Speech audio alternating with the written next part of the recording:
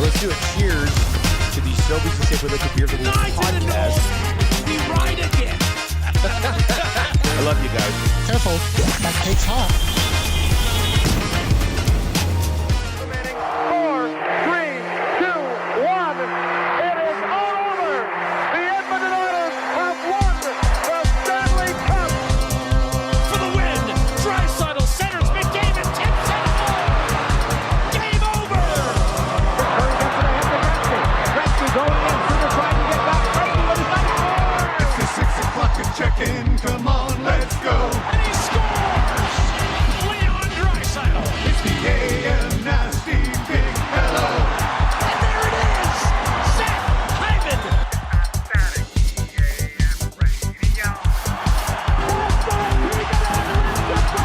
It's the cool band, Red Hot, Nielson Show. Let's go.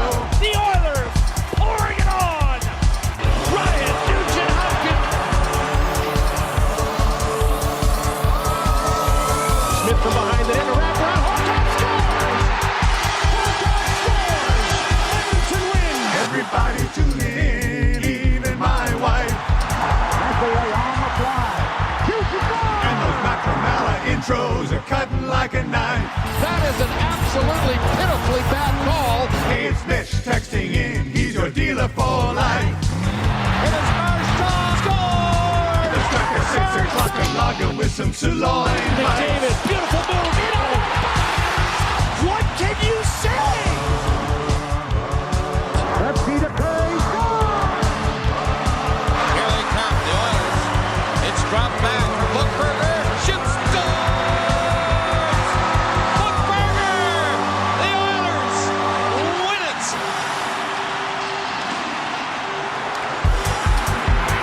The Oilers have won the Stanley Cup.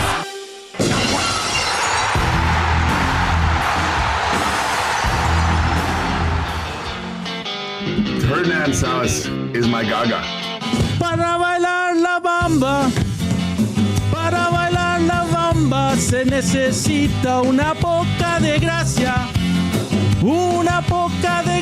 para mi batía. Arriba y arriba, ay arriba y arriba, por ti seré.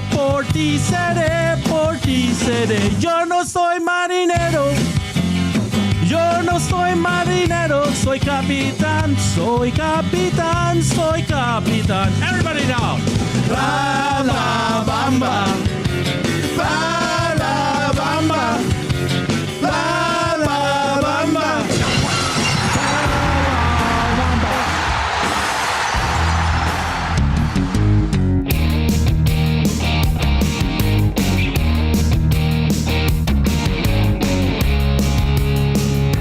Hey everyone, I'm Zach Hyman of the Edmonton Oilers. She's so tenacious. Hope you guys enjoy it.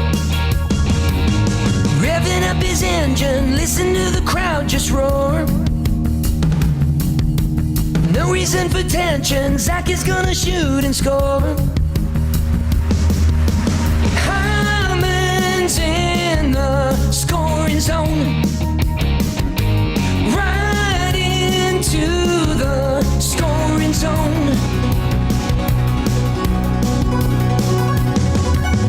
Signed for 7 years, now he's playing by McDavid's side.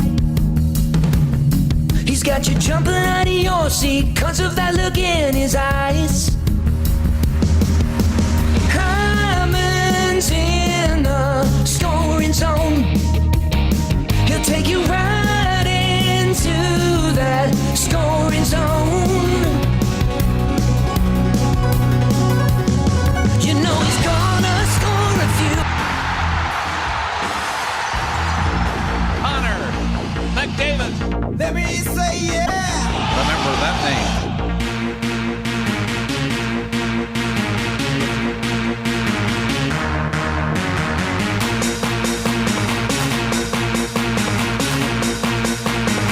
Let me say yeah. Connor. McDavid. Connor. McDavid. McDavid. Remember that name.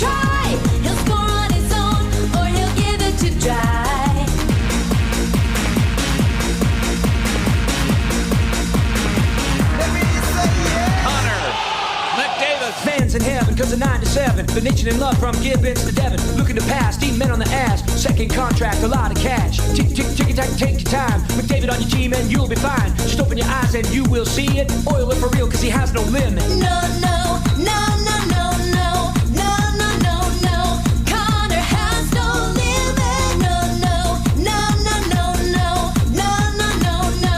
Connor has no limit.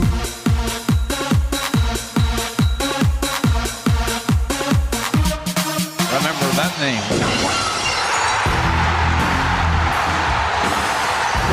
Pink Pony Club. I'm gonna keep on dancing at the Pink Pony Club. I'm gonna keep on dancing down in West Hollywood. I'm gonna keep on dancing at the Pink Pony Club. Pink Pony Club. Oh no.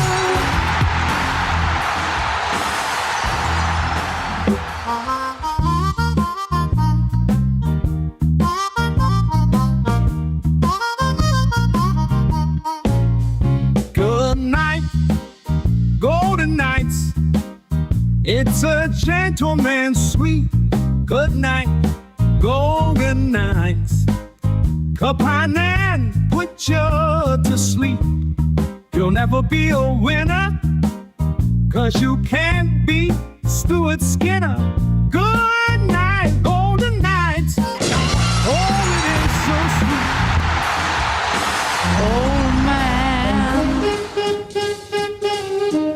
We can't bust heads like we used to, but we have our ways. Bouchard was excellent tonight. Oh, I tied an onion to my belt. Here's Nugent Hopkins. Back defense scores! Fielding 100, a trademark boost bomb. And Edmonton strikes first. Oh, man. Which was the style at the time?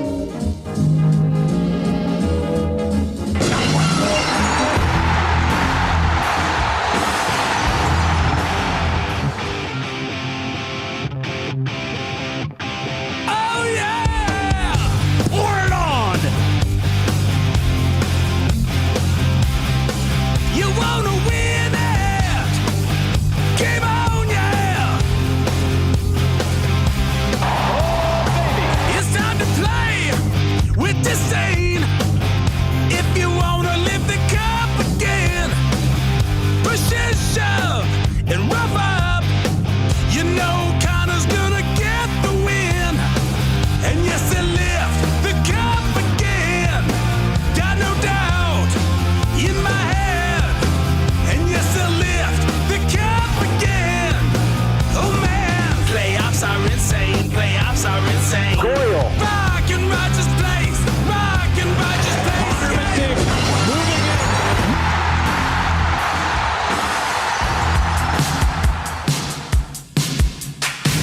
Very impressive. Taking a few years to put all this together.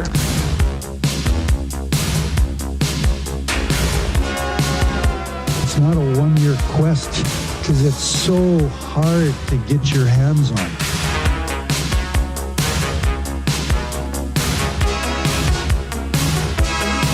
At this stage of my life, I don't invest in green bananas. It's a lifetime quest. Just not sure if I'm going to be around long enough to see them ripen to be yellow.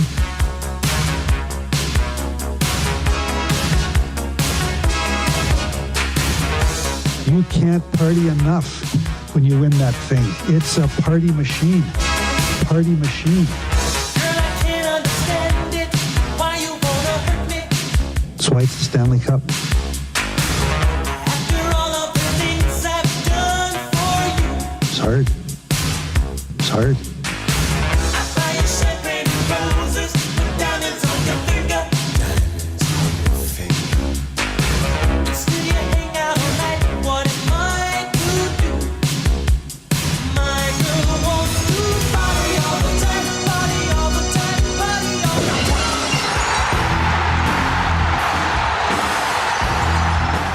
Step inside Rogers Place. Play La Bamba. Baby! Little mama, baby.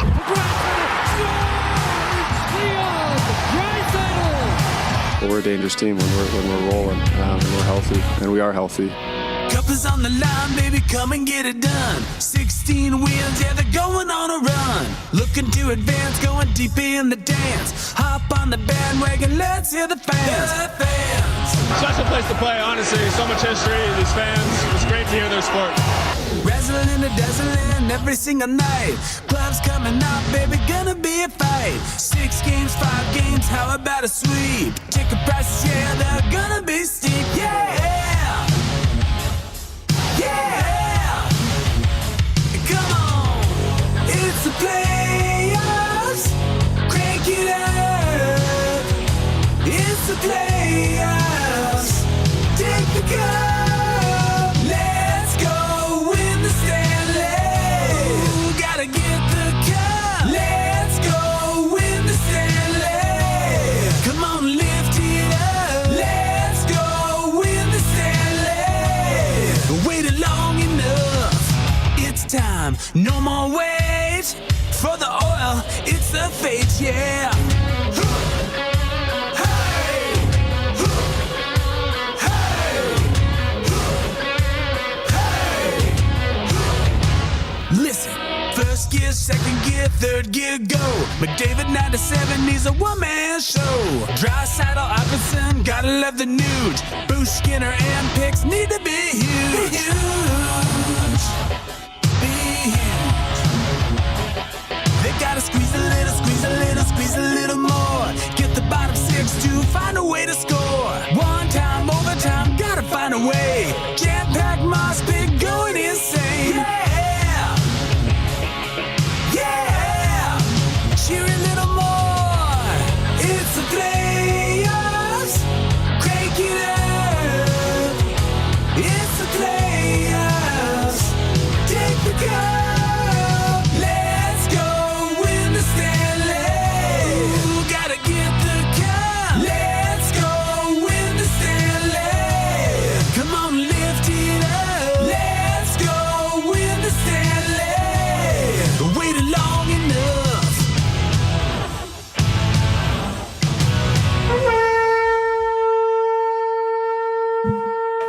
Hey, YouTube, Trev. Can I get a win ya? Win ya? Pick up your win ya shirts at $7.80. Ah, man, the Edmonton Oilers. Rick, do you realize that things are possibly trending towards a Friday show / gentleman's sweep? What? Oh, my goodness. Can I get a conch for that still having some life? That would be rather remarkable. Indubitably. Better get a pleasure to see you, my good sir. Yes, yeah, see? the time is ticking. The Dallas Stars. Still a long ways to go, but man, they look good, don't they? I think they look pretty good. Got to be pretty happy with what you saw from the weekend. Stuart Skinner in the midst of maybe the best goaltending stretch in Oilers playoff history. Conn Smythe. So that's hilarious. I put together a little song for him. We'll have that for you in the 6 o'clock hour today. Somebody said, guys, we need McNuge as well, because they did combine on an even strength goal, right? So, but I mean, we kind of have to get moving on with the show. And we just sat here and played songs for 15 minutes. I mean, by God, McNuge stuff. I see a good thing rising. I see more goes on the way. I see McNuge and it is frightening. I see greatness when they play. They scored a goal tonight. Well, McNuge is quite a sight. It don't matter who's on the right. I see their chemistry growing. I know this duo could be huge. I see the talent overflowing. I hope the Poho keeps a nooge. They scored a goal tonight. Well, McNuge is quite a sight. Who's on the right? Oh, just a little bonus. Just a little bonus today. Why not? You got to be pretty excited if you're an Oilers fan. First of all, Friday night's game, third shutout in 4 games for Stuart Skinner. And then his second period last night was huge. That second period is probably the biggest push Dallas was going to have. And he was outstanding. Skinner comes up big. McDavid return fire again. Goal late was huge. It. That's the high watermark that the Stars had. We'll see. We'll see where it goes from here. But I tweeted yesterday's series over. Who am I, Eric? Who am I right now? 2 words. You're milking a cow. You're kind of. Oh, that's you over there in the passenger seat. How are you? Plane. You're in a plane. No, I'm in the driver's seat, man. I'm in the driver's seat, just like the Oilers right now. Right? They're up 2-1, and they're in the driver's seat, right? Cal in St. Albert says, "Good morning, boys. Can I get a conch for RNH? That was Nuge's legacy game." All right, the Nielson Show is live here on Edmonton Sports Talk. Edmonton Sports Talk, title sponsor, Play Alberta. If you've not yet downloaded the app, download the app. What you play with here in Alberta stays in Alberta. The Nielson Show, brought to you by South Fort Chevrolet. Truck Month continues with deals that hit harder and more often than Zachary Hyman on Silverado 1500s and heavy duties. Drive a little, save a lot. www.southfortchev.com. You can hammer the inbox, and she's taking an old-fashioned pounding today. Flexible payment options such as, do not pay for 1 year at Paris Jewelers. Shop in store, Edmonton area, West Edmonton Mall, Kingsway, Londonderry, Sherwood Park Mall, St. Albert Center online, www.parisjewelers.com, and one of your text messages will win the A&W text of the day. A&W, of course, where the new steakhouse Teen Burger is a thing. Canada's original burger chain since 1956. Bonnie Doon Rod says, the Nasties can thank Bonnie Doon Rod again. Yeah. I stopped watching yesterday at the end of the second period and took off to soccer practice. That's a good one. Corey B is in and says, can I get a conch for my daughter, Anna? She passed her driver's test this weekend. There we go.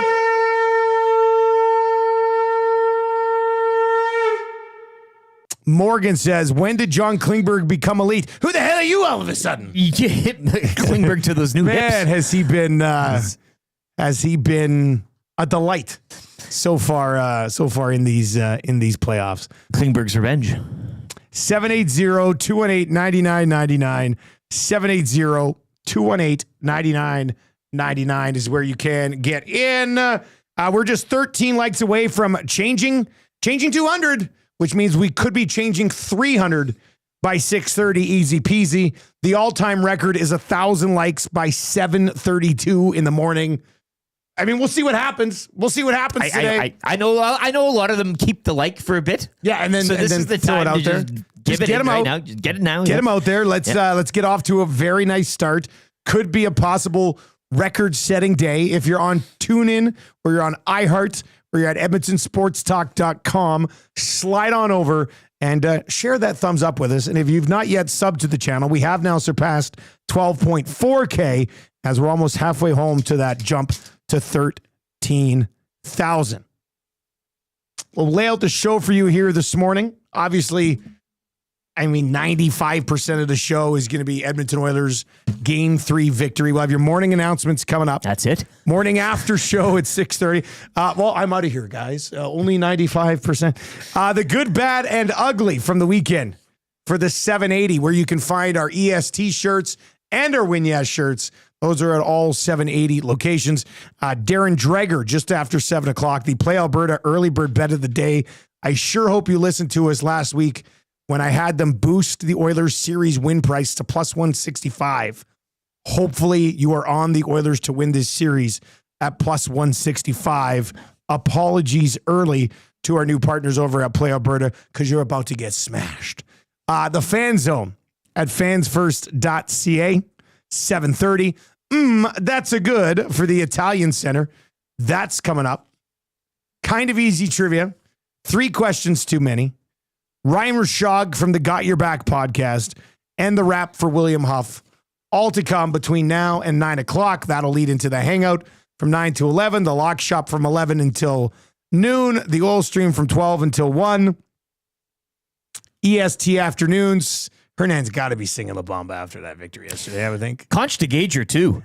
Coffee pot automatically starts this morning. He set it up. He sent me a text. He goes, 5:15. That's all you need to know. I said, what are you talking about? He's playing it. Legendary move. Legendary move from the one and only Joaquin Gage. Have to love that. And then the Reed Wilkins Show from 3 until 6 today. The Reed Wilkins Show, of course, if you've not yet checked it out. Legendary as well. You must check it out. You must check it out. And you must give us those clicks, right? You must. Reed you must. said it best. Click, click, click. Must you click? Please, please click. Must you click? You must click. Thumb. Changing 200, Trev. Give it to me. Changing 200. Just 58 away from changing 300. That's got to happen before 6:30 today. So hammer the thumbs up for us over there as well. This text is in, no handle on it, but says, can I get a conch for my wife who let me day drink yesterday? Yeah. And keep it on your lips, CB radio guy. Can I get a conch for partaking in my first 6 o'clocker lager this past Friday? Drank all 8. My man. 6 o'clocker loggers flying throughout the weekend. Had 2 of them at Hudson's on Friday night. Yes. Had a couple yesterday at the hockey barbecue. Well, I was just going to ask. I mean, how was the matinee experience for you with the hockey game and the barbecue? It was a mad scramble because watermelons went down. Hey? I thought Marshall's game started at 4. So we're watching the second period of the game at home. Tammy comes running down the stairs. I thought upstairs was on fire. And she goes, Coach Collin just said he's coming in hot. He's running late. The game's at 3. This is at 2:46. I was like, oh my God. There's no way you're. So yeah, that's the thing. Like, there's no way. But we did it. We made it. Yeah. And we hadn't even had his bag packed up yet. Did he dress on the way? No. He like got his undergear on and boom, get out stuff in his bag. We run out. The game was just at River Cree. Okay. We left our house at 2:50. We got to River Cree at 2:53. Had him in the room at 2:55. Okay. And he did not miss puck drop. It was funny because I'm in there and we're like scrambling, get him ready. And then he's running out. He had to go through the other team's bench to get to our bench. And Marshall's running down the hallway. I said, can you guys just let him slide through? And one of the coaches is like, the Barracuda. Like on the other team. And they all start on the other team. That's Barracuda. So yeah, that was good. And then so at the end of every of these 3-on-3 games, they do a shootout where each team has to score 3 times. Yeah. And sure enough, Marshall had the chance to win it for our team yesterday and goes top cheese to win it. No way. Oh, he was loving it. That's it. I don't know what the category is, but that whole episode is SD worthy. It was just nuts. I was watching the third period on my phone with a bunch of other parents. The problem was we were sitting at the twin rink at the right side of River Cree where you can see the lounge and watching the game, but you could see everybody start celebrating in the lounge. Bit of a delay before it came through here. So it was even the guys next to me. His phone was ahead of my phone. It was frustrating. Talk to your provider. But that's the thing. You think, hey, tell us TV. Time to crank it up a notch, all right? Phone call today might be. Yeah, God. Anyway. But so then after that, it was barbecue time. Then we went to the barbecue. Yeah. 6 o'clocker loggers were out and about there. Okay. We had a good old-fashioned street hockey game. More on that during the good, bad, and ugly. Did you crawl in with the watermelon? No, but we did bring a ton of watermelon. Okay. And I will say, all that watermelon was gone. Did you smack it down just like full melon? Like... I just kind of no. Well, the problem is I went to Save-On yesterday. The only 2 watermelons they had looked like those pumpkins that nobody wants November 4th. Yeah. So I was like, well, what am I going to do? So I ended up having to buy a bunch of pre-cut watermelon, which ended up, I did the math on it. It was only a little bit more. And then because we were so rushed, it worked out really well. So we took all this watermelon, threw it in our own container, and then took it to the party. Still just all weekend thought of you dropping the full melon on the table and saying, here, cut it yourself. Enjoy. No, it was a good weekend. All in all, it was a very good weekend. Very good weekend. What a rush. Well, man, it was a real whirlwind. It was a real whirlwind last the coach is coming in hot. Yeah. We're at home. Yeah, I know. I was just like, no. What? I don't know how as a parent. I just thought all weekend the game was at 4 o'clock. but turned out it was at 3 o'clock, but we still made it. Joe Cool over there says that River Cree watch party was amazing yesterday. Yeah, conch for the watch parties they got going on out there at River Cree right now. It's amazing. They are our partners, the River Cree Afternoon Inbox with EST Afternoons and the Reed Wilkins Show. And I'm sure that they pack a ton of people into those watch parties.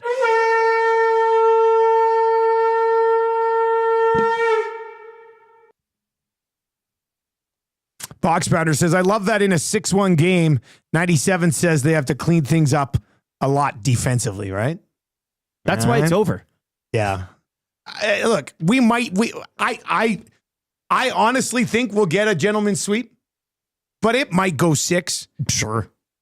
But the Stars aren't winning this series. I mean, I said it after game 1. Are the Stars winning 3 of the next? Chance. That's what you have to look at. If you're ever a little negative or feeling a little tense, the Oilers would have to implode on themselves 3 times to let this thing slip away. And I just do not see it. Trev, how are you feeling right now, buddy? Our in-house Oilers fanatic. You must be on the moon right now, Trev. Yes, tell me. And you're becoming a gentleman, not a bartender on Friday's show. Oh, I'll be a full-on gentleman. Oh, you thought last one was, let's see what happens. Yeah, here's hoping. We were just talking about that before. We were just like, it could be on a Friday. Like, Friday, how gentleman lethal show? could that be? God. So yeah, whoever comes in for beer of the week, I'm gonna say you have to wear a top hat, like gin. Yeah, and bring us a bottle of gin. Bombay. Your finest. Practice your accent. Only a gentleman likes the finest. Yeah, but no, it was awesome. I'm on cloud 9 right now. Here's hoping they can keep it going. I love what I saw from last night's or yesterday's game, I should say. It was great. I mean, everyone's chipping in right now. I'm not going to lie. I was able to watch the first period and a half, and then I had soccer. But I brought my Bluetooth speaker, and then you I did, connected, so I was listening the whole game. And I was more invested. I was playing defense. I was like, I didn't care. I was listening the whole time, and then I was able to watch it back. But just so many things to love about yesterday's game. And, at Stuart Skinner, I think his second period yesterday trumps all the shutouts he's done. He looked excellent. He looked so good. Man, there was a few saves he made there. The Mikko Rantanen glove save, just steady, it was awesome, man. Just calm. So you love to see it. And then Zach Hyman, his stat line yesterday, +5, 10 hits. He's just what a freak. He's a menace. He is so much better than every single Toronto Maple Leaf that they kept. A conch for the Leafs. And then Nuge legacy game, I love that. He absolutely brought it. John Klingberg, that's Klingberg of old, man. I've watched him do that play, and it was when he was on the Stars. His shimmy shake that he does there on the blue line, he just fakes defenders, out, and just such a sick goal. And then Leon Draisaitl's patience with the puck on that play was just awesome to see. So everything seems to be clicking, boys, and man, I'm last night I was like, holy crap, two more wins, and then they're in the Cup final again, and it was a hard time falling asleep last night. Oh, I could see you having a hard time falling asleep. All right, 780-218-9999, 780-218-9999. Your thoughts on what you're seeing with this team right now. We'll get to a few of those. DJ Petron's in it says, I thought Michael Bunting was a better version of Hyman. Isn't that what we were told? That was supposed to be the play. If I could give you the hot takes mitt, DJ, I would give you the hot takes mitt. All right, 780-218-9999. Keep those rolling in. Troll says, hey, guys, I feel confident about this series. It's Florida that worries me. 100%. I mean, Florida looks unreal as well. But the one thing that I look at with Florida is Toronto took them to 7. So the Leafs beat them 3 times, and the Oilers are a better team than the Leafs. So I wouldn't just. Now the Oilers do have to finish it against Dallas.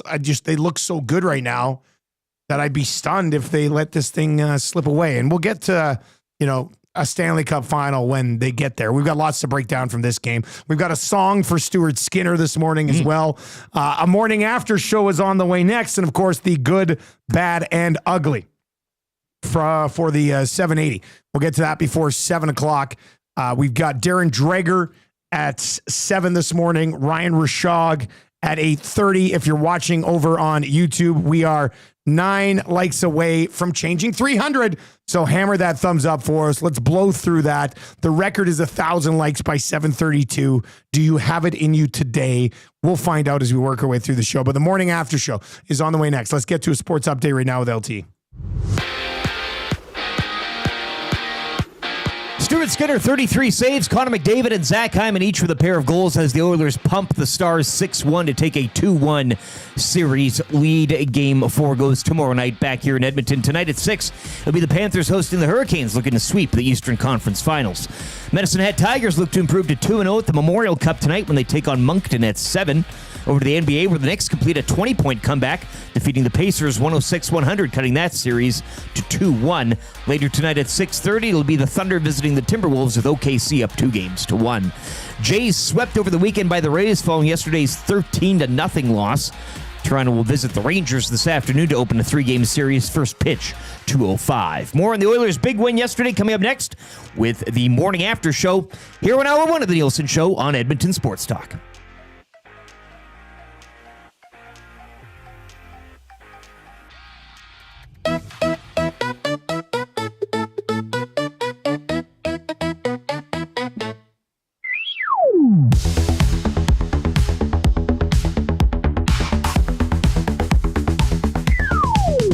He's a winner, Stuart Skinner.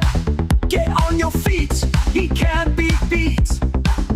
He's a winner, Stuart Skinner. Oh, what a treat. Get out your seat.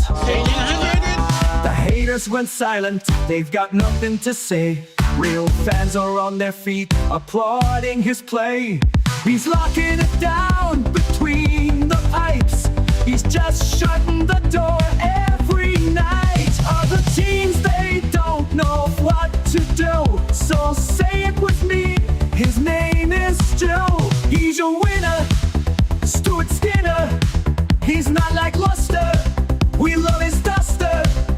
He's a winner, Stuart Skinner. Other teams, they don't know what to do. So say it with me, his name is Stu. He's a winner, Stuart Skinner. He's not like Luster, we love his duster. He's a winner, Stuart Skinner. Other teams, they do know what to do. 6:35, Stewie Skin song. What'd you think? AI does it again. God, does that bang? It can't be defeated. I had to output. I bet you I probably had them create like 17 different songs last night. But then that one hit. And we'll be playing all of them? No. I'm not playing all 7. Why not? I'm not playing the other 16 crappy AI songs. Wouldn't that be something? But that one worked out. That one worked out pretty well. He's a winner. Stuart Skinner. He's not like Luster. We love his duster. God, that just worked. You're taking a bit of a shot at the haters. Hey, why not? Was I? Gentlemen, indeed. All right, 780-218-9999. That is the Paris Jewelers inbox. We'll play that again. That's gonna be. We won't need to because it's gonna be still going in your mind all day long. Yeah. Sorry about the earworm today, but God. All right. Let's see here. Reg Dunlop says, "Is there an alternate version of the song when he gets pulled during a game? Why are people like? Why are you so negative around the guy who's just put together the greatest stretch in Oilers playoff goaltending history? Because people want to be right. I don't get it. But that's the thing. You're so steadfast on your opinion, even when it leads to success, you're like, yeah, but I know. Come on, you guys. Damn, anyways. Eh? Sean texts in this morning. He says, "Fellas, what a game yesterday. Dusty, if anyone ever says they don't believe that you said this series was over after the game 1 loss, they simply have to read my diary entry from the day after the game. Dear diary, today I ordered 6 chicken McNuggets and magically got 7. And Dusty said the Oilers were going to win the series even after they lost last night. Best day ever. Sean, the high school teacher." Amazing. I love that a high school teacher gets creative with text messages. And sharing like his diary entry with us, which is very private for some people. I mean, that's. I absolutely love this one from Oil City Dynasty today. That song is awful. Play it again.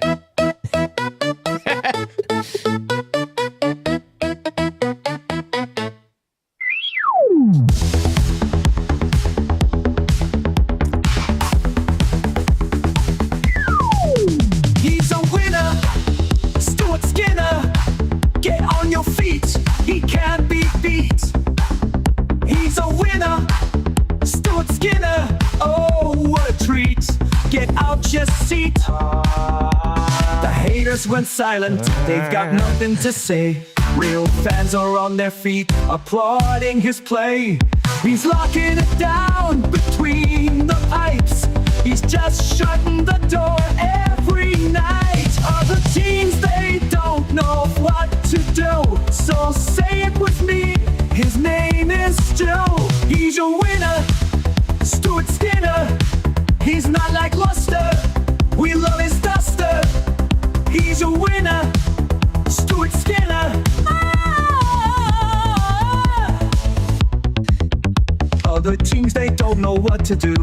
So say it with me, his name is Stu.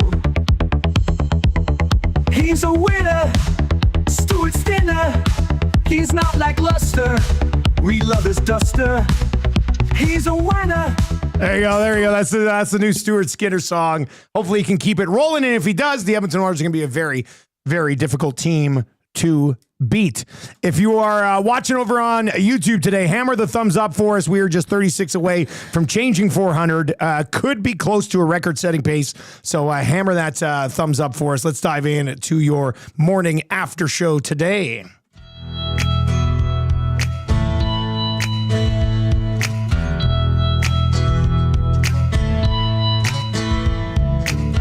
There's something happening here. The Oilers look a lot better this year. Another win, put 2 points on the board. Telling me your faith is restored. I think it's time you stop. Listen, here we go. Wake up with the morning after show.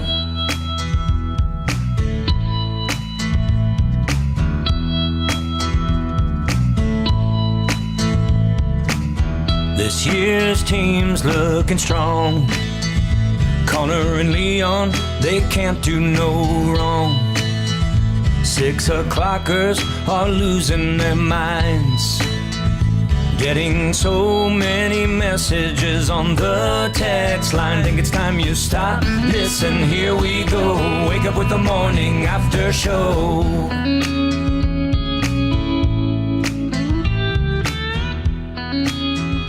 All right, the morning after show song hits nicely on a Monday morning after a matinee affair. Now play the Skinner song again.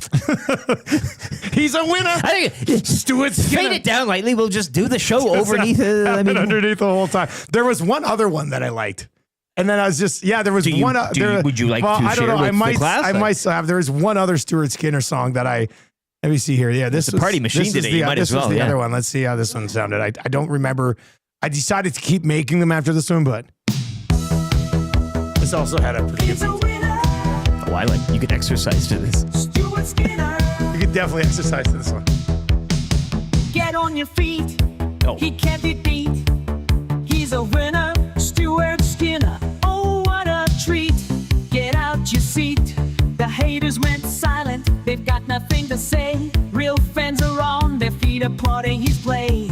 He's locking it down between the pipes. He's just shutting the door every night. Other teams, they don't know what to do. So say it with me, his name is Stu. He's a winner, Stuart Skinner. He's a winner, Stuart Skinner. Other teams, they don't know what to do. So say it with me, his name is Stu. He's a winner, Stuart Skinner. Who's a winner? That was not bad either. Look, they ran a tandem all season. I think you could have both songs another going. one started there. I mean, I think, Why not? Yeah, I mean, I guess we could, you I'll make the rules, download that MP3 as well. That one didn't have the duster line. I added the duster line, wanted to make it a little bit longer later on, but anyway, that one works too. All right. EST, big moment that happened. What are you going with, Rick? The second period in a hole, but the McDavid goal, to be specific. A backbreaker for the Dallas Stars. I mean, they were coming on. Game still, within, they cut it down 2-1. You're thinking, okay, even if they get it to 2-1 heading into the intermission, they've got the mo. But yeah, I mean, Stuart Skinner, couple big stops in that period. They're pouring it on, but McDavid 3-1. Just the air out of the lung. You just feel it in that moment. That was it. And McDavid, of all people, doing it. I mean, that if it was anybody else, okay, well, it's still a 2-goal lead or whatever, but I just think it was meant to be in that moment. So the second period, keeping Dallas, as you mentioned, I mean, that could be their best. That's why it was such a backbreaker. They're sitting there. They know how important Game 3 is. They're going. They come out and pepper Stuart Skinner in a period, have the Oilers back on their heels a little bit, and then you're thinking, okay, you know what? We got one. We'll go into the third period. You build. Down 2-1, and then Connor McDavid just rips your heart out and puts it in a doggy bag. End of story. Yeah. Had a few of those moments. Undoubtedly has to be Dumb and Dumber. Has to be that moment, doesn't McDavid it? 3-1 goal.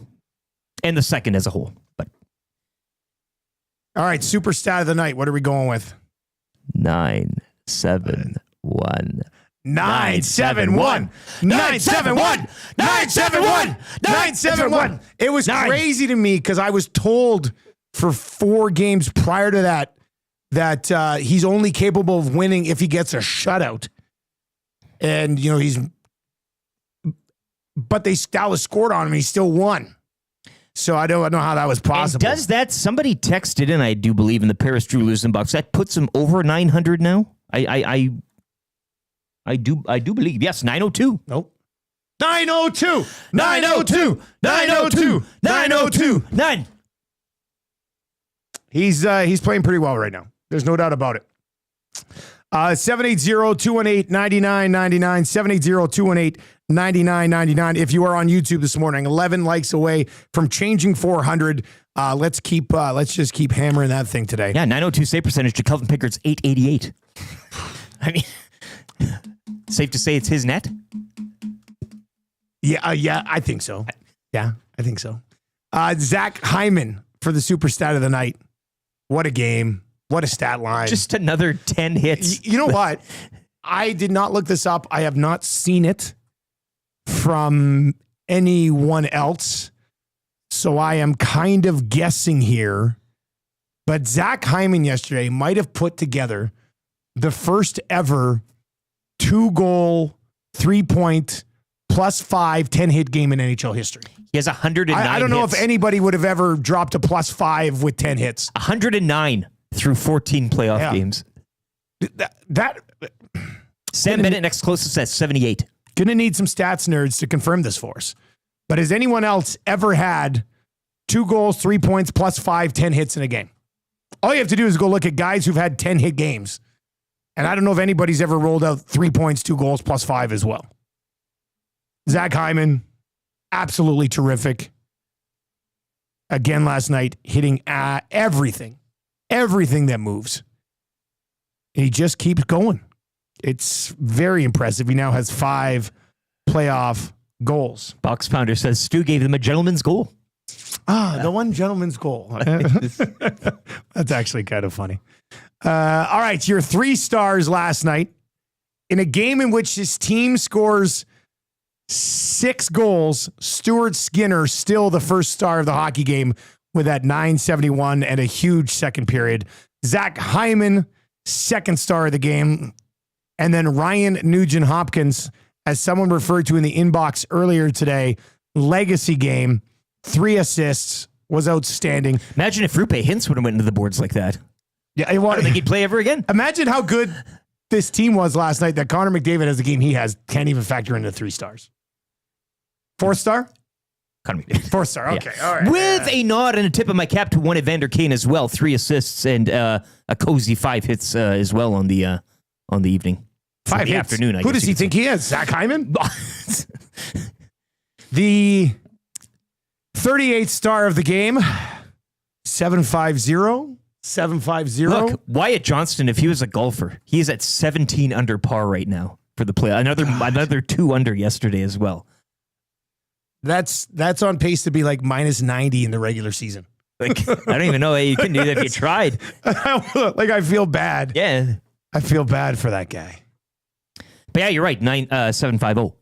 750. 750. I was my first tweet after the game yesterday. For the second year in a row, Stuart Skinner is outplaying Jake Ottinger. He outplayed him in the series last year, and he's outplayed him in the series so far this year. You can hate on Stuart Skinner. You cannot believe in Stuart Skinner. And there's people in the chat today say, but wait, the bottom's going to fall. You can wait and say the bottom's going to fall out on Stuart Skinner. But statistically, he has significantly outplayed Jake Ottinger for 2 playoff series in a row so far, which is now part of it is because the team he has in front of him is they get to goalies. That's what happens. Darcy Kemper, he's up for the Vezina. Got to him. Aiden Hill, he's won a cup. Got to him. Jake Ottinger's been good so far. That got him too. Like, it's just, this is what they do. They get to goaltenders. Ladies and gentlemen, we got him. Right where they want him. 780-218-9999. Keep that inbox hopping today. We do have Darren Dreger coming up. Dregs will join us just after 7 o'clock this morning. We are now 84 likes away from hitting 500. So let's do that as well. Rush the Beer League goalie says, Dusty, quit trying to use AI to hide your voice of being a frontman for a synth pop garage band. There's no judgment here, brother. That's not AI. Yeah, that's just singing, me right? in the lab singing. Yeah. That's a good one.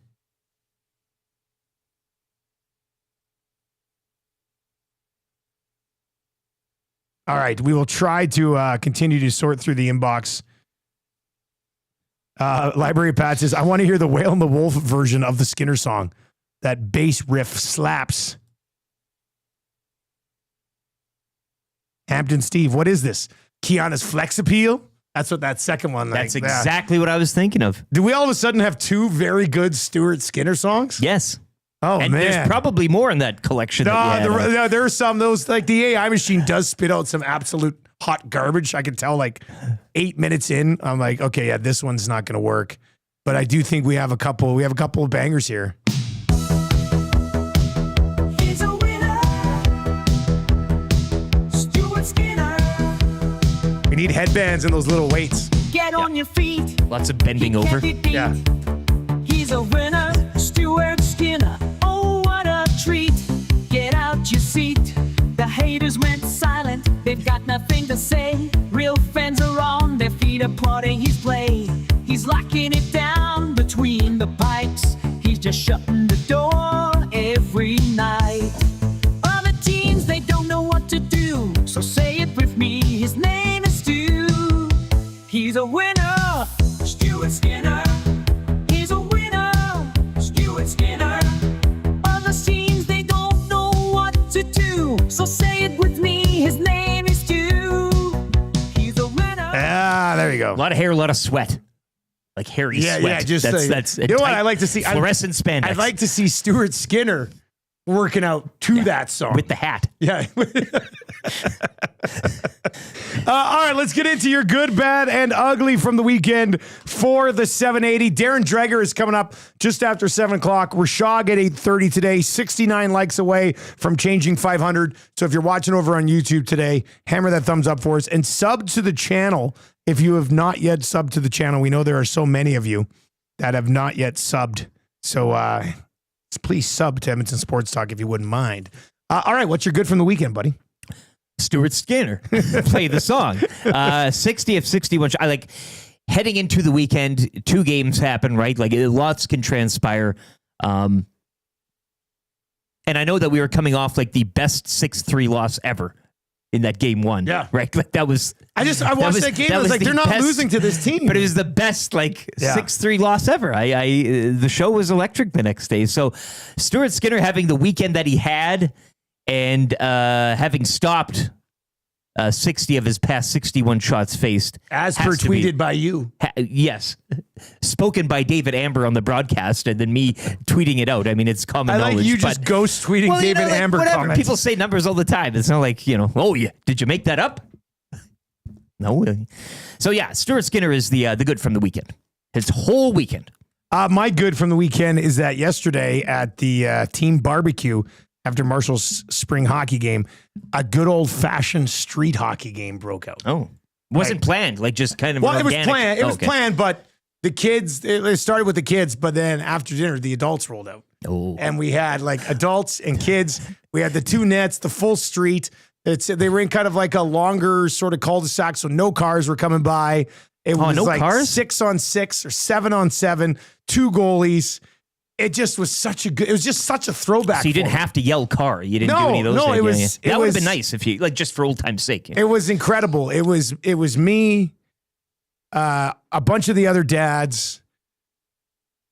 Probably about 80% of Marshall's team was out there, and the Muzz. And Lizzie was just in the thick of it. Get in there. Like she's 8. Bunch of the guys on Marshall's team are 11. Some of her are 12. And the Muzz has no fear. Like a Troy Stetcher, hey? She was the Troy Stetcher of yesterday's street hockey game. She was all over it. It was fun. It just was nice playing street hockey again. Like nobody came out and said, "Hey, get off my street!" Things like that. It was. It would have been nice if a car had to. You could yell. That's the whole. But you brought your mouth guard, hey? Like you're like, go no, time. I had to borrow a stick. The one time I don't have a stick in the back of my truck, I had to borrow a stick. But it was fun. It was fun. That was a fun night yesterday. And what a day. conch to Coach Colin for organizing last night's team event. Like hot, but with a nice breeze. You know, that wind was nice. It was pretty good. All right, what is your bad from the weekend? Jake Ottinger. Ooh, interesting. Yeah, we've said it already, but he's the others are making him look very ordinary. Absolutely, like they have, and you mentioned they've kind of swathed through this, goaltender, lineup during this postseason. But Jake, I will go with him as the bad. It hasn't been good at all for him this series thus far. I have to go back around. I have it here in my notes. Wyatt Johnston's run, like this plus minus run is so bad now. We'll never forget it. I find it very interesting. Like, and it just keeps going. Like it won't stop. Right now, and Wyatt Johnston's a pretty good young player. Absolutely. But until he does something else in the future, he will be remembered as this dude who was minus 17. He might be minus 20 by the end of the series. That is a tough look. It's to the point where, as far as bad goes, I kind of feel bad for him. Yeah. Rams guy Rob over on the YouTube chat, the nasty chat. My bad equals the Carolina Hurricanes. God. Well, I haven't gotten to my ugly yet. Yeah. Okay. Well, let's get into our uglies. That's got to be it. And they're going for what? A texter pointed out in the Paris Jewelers inbox, the 0-16. That would be it, hey? Like they would, and it's 16 losses since in a row. 2006, correct? It's almost impressive to do. Yes, that's skilled to do that. To go 0-16. It's it's crazy to me. Glue guy, Jay Milne, he sent me Jay's play of the day for today last night. He goes, "I'm on the Hurricanes tonight." I just replied, I said, "Bold move." Bold move. He's like, they got to have it, but I don't know if it matters. I don't think it matters. Like that Canes team is just destined they're not gonna, to get swept again. Yeah. And even if they win, they're not going to do much else. But I mean, the whole run here since they last were, again, if there was another path to get to the Cup final aside from going to the conference final, they would just elect to take that. Like, no, I don't want any part of the conference final. Can we get in another way? You have to win 3 more series, but you have to go this way. I think they would rather. Okay. I think they would rather do that. Yes. So the ugli's got to be the Hurricanes, and just the way the Panthers are kind of handling them right now. I don't know if that's more on the Panthers or more on, as I referred to them as a diet soda version, Carolina Hurricanes. What did Tommy say about take your analytics and shove them up? God, they, And on the ugly note, why Johnston? Johnston? Imagine being a Hurricanes fan. Minus 17 for Johnston. The second is Matt Duchene at minus 13. So both those combined are minus 30 for the playoffs. Duchene's not far behind him. Yeah. Ouch. That one hurts. My ugly from the weekend. You see LeBron's youngest son, Bryce James, graduated over the weekend? No. Okay, so Bryce graduated. He's walking across the stage, and LeBron cheers for him. And people are tweeting out a video going, well, LeBron's trying to make Bryce's graduation about himself. for cheering for his son at graduation. Like, if he doesn't cheer for him, people are going to say, oh, LeBron's silent as Bryce graduates. If he doesn't show up, dead be dead. Like, it's just, I don't know why people hate him. You hate him so much that you're going to go to his son's, like, you're going to find video of his son's graduation. LeBron cheers for him, and you're going to try to criticize him. Guy gets no respect. It's just ugly. That's just ugly. I didn't even want to bring it up because it breaks my heart. You know, what are you supposed to do? You're supposed to go to your child's graduation and just golf clap them? Oh, we're proud of you and all your hard work. Like, no, you're going to cheer for your kid. Yeah. He paid enough money. Adam Banks says, I'm not a LeBron fan, but that's ridiculous. It was ridiculous. It was ugly. I don't know why. Strummy asked if LeBron got hurt cheering. Oh, no, I'm out. Strummy, that's kind of funny. But still, I mean, I Strummy think with the NBA talk too, eh? I mean, yeah, Strummy, enough NBA talk already, buddy. I saw that, and yeah, I get it. Like, I'm a staunch defender of the greatest of all time. Yeah, but that type of stuff is just, it's ridiculous. Leave the family alone, right? Well, leave the kids. It's like when on Friday night when Stony Oil this was after a Stuart Skinner shutout. That clown Stony Oil over on Twitter goes, Dusty, if you watched tonight's game and thought Skinner was good, you should have your kids taken away. Ooh. It's just like, my God, man. As I retweeted, I said it's going to be tough to sit down with Marshall and Muzz and say Saturday morning, sit them down and go, listen, guys. Yeah. There's a wood panel station wagon showing up. I've got some bad news. You guys have to go live at somebody else's house. But why, Daddy? Well, because Daddy thought Stuart Skinner played well last night, and apparently he didn't. But Daddy, he had a shutout. I know. I know, but you still have to leave because Stony Oil said so. Holy smokes, people. All right, we've got Darren Dreger coming up. Dregs is going to join us for Pro-Am Sports. We will get to the fan zone coming up around 7:30 today. Diving into your thoughts on the win, your thoughts on the series so far. That's a good for the Italian Center. We'll take a closer look at the Nuge having one of the best conference finals ever. So we'll get into that. And then, of course, the Play Alberta early bird bet of the day still to come as well. If you are watching over on YouTube right now, we are just 24 likes away from changing 500. The record is 1,000 by 7:32, so you have to pick it up if you're fired up this morning. We'll get Dregs' thoughts on this series, and if the Dallas Stars have an answer of some sort. It does not look like they do, but is there one still out there? We'll get into that with Dregs, but let's get to a sports update right now with Lieutenant Eric.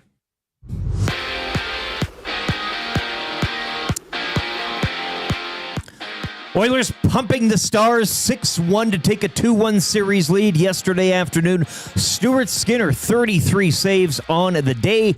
Connor McDavid and Zach Hyman each with a pair of goals as well in the win. Game 4 goes tomorrow back at Ice District. Tonight at 6, it'll be the Panthers looking to sweep aside the Hurricanes in the Eastern Conference Finals. Medicine Hat Tigers, they look to improve to 2-0 at the Memorial Cup this evening.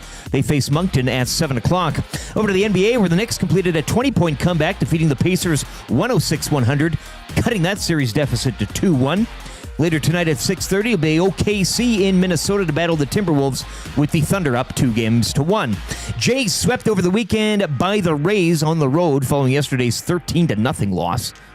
Toronto visit the Rangers this afternoon to open a 3-game series. First pitch, 2:05. Up next, TSN's Darren Dreger to kick off Hour 2 on the Nielson Show here on Edmonton Sports Talk.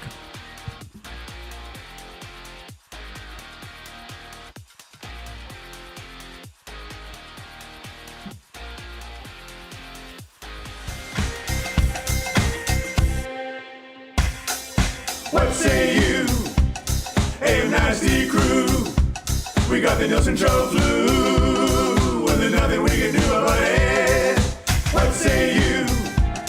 Hey, nasty crew. My wife thinks I got better things to do, but there's nothing I can do about it.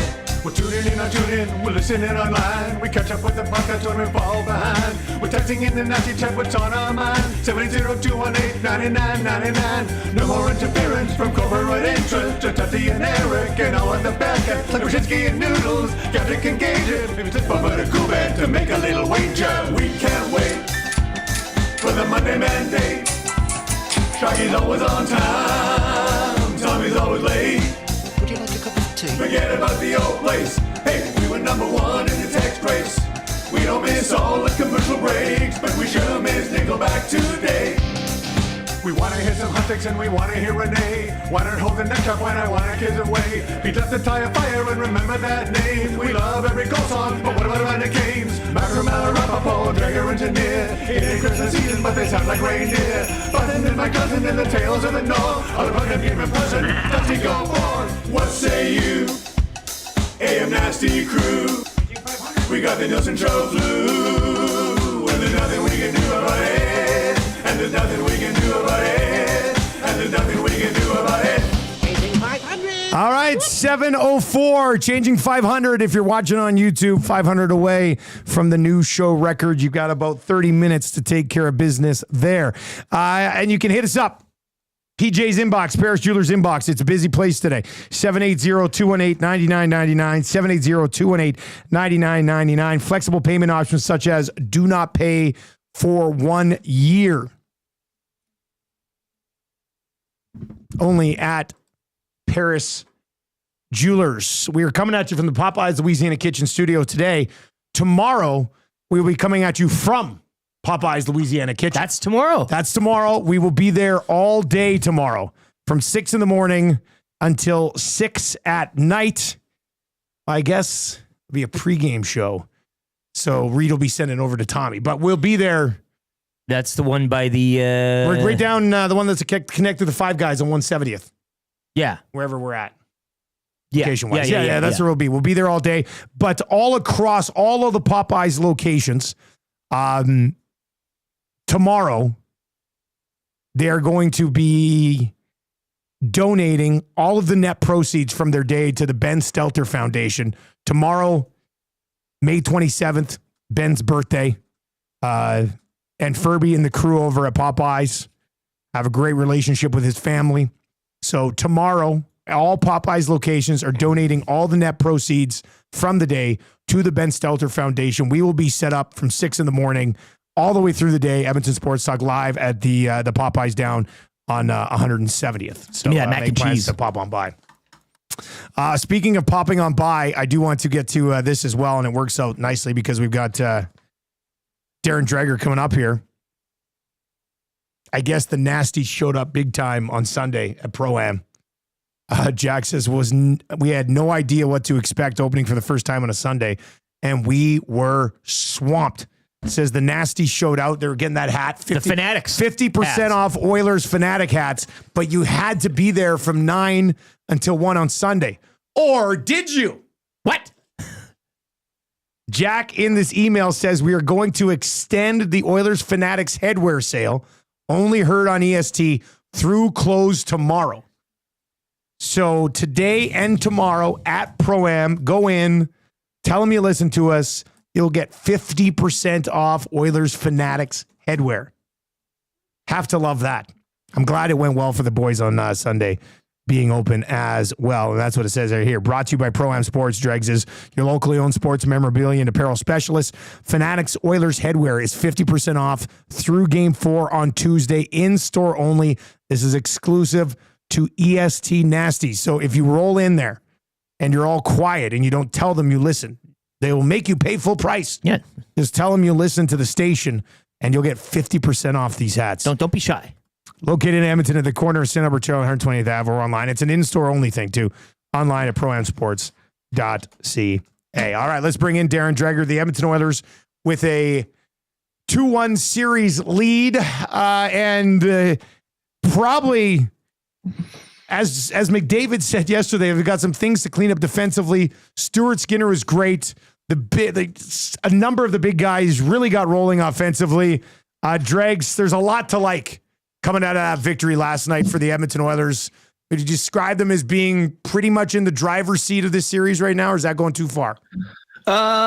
Maybe a tad too far, just given what we know of the Dallas Stars. And, I'm one of those in the camp that you can't look at the score sheet and ultimately say that the game was as lopsided as the score indicates, because it wasn't. If you dig beneath the numbers, you see that Dallas outshot Edmonton 21-7 in the second period. Huge period, yeah. Yeah, so there are takeaways. The Oilers felt like they weren't as in sync defensively or as in tune as they have been and they need to be.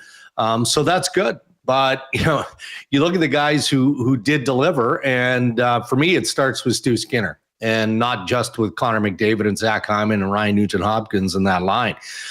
Skinner looked as composed and dialed in as maybe we've seen him to this point of the postseason, right? Just a willingness to battle. And, there were times where, sure, Dallas had all kind of pressure. And, there were loose pucks, and maybe he was fortunate occasionally, but there was a fight in that crease. Like he was, anytime there was chaos there, he seemed to just kind of rise from the ashes of it all. So let's see how that translates into game 4. Dallas is on the ropes, pretty obvious, and they have to feel like the breaks aren't going their way, no pun intended. But maybe it starts with the nurse slash on Rupe Hintz, takes their top center out of the equation for game 3. I suspect that he'll be good for game 4, but we don't know that. There was the missed call on Brett Kulak, which led to, the quick strike offense of the Oilers. So there were lots of things I think Dallas takes away, says, we played a good game. The score doesn't indicate that, but it was a lot closer than that score. So let's focus on the positive.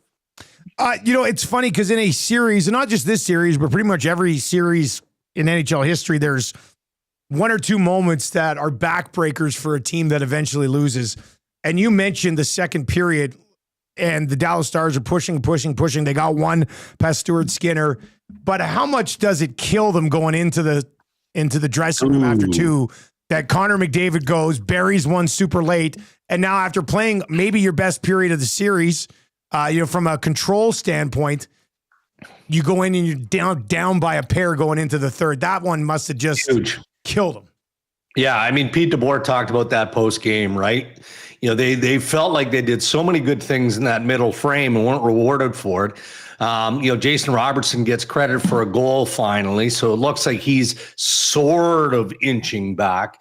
But then Connor scores with 19 seconds left in the period, and that gave the Oilers the cushion that they needed to then execute and play the game that they needed in the third period. And, I sound like a bit of a broken record in this postseason talking about those lopsided scores, but really that's what happened in the third period, right? Like Dallas had no choice. They had to open it up a little bit. They had to chase. And then the talent of the Edmonton Oilers just takes over and executes in the fashion that it does and did last night. So you do play the what if game. And what if it's a 1-goal game going into that third period? Maybe the outcome is different, but that's not the way it is. So you do have to give credit to the fact that, the big guns for the Oilers found a way to break that open, and it started with an incredible performance with Connor McDavid, and that's what he does, right? He scores those big timely goals, or he makes those timely plays that lead to game-breaking goals. So, what's the response coming from the Dallas Stars? I don't know, but what I do know is, it looked like Mikko Rantanen was a runaway for the Conn Smythe. It started in Game 7 against Colorado Avalanche, continued into the series against the Winnipeg Jets. And now all of a sudden, they're looking for offense from Mikko Rantanen. And Wyatt Johnson had a couple of blips in Game 3, but he wasn't able to deliver. And really, on and on it goes for the Dallas Stars. So maybe the hockey gods, maybe they shine down, smile down on the Dallas Stars. I don't think this is a 5-game series. I have more respect for Dallas than that.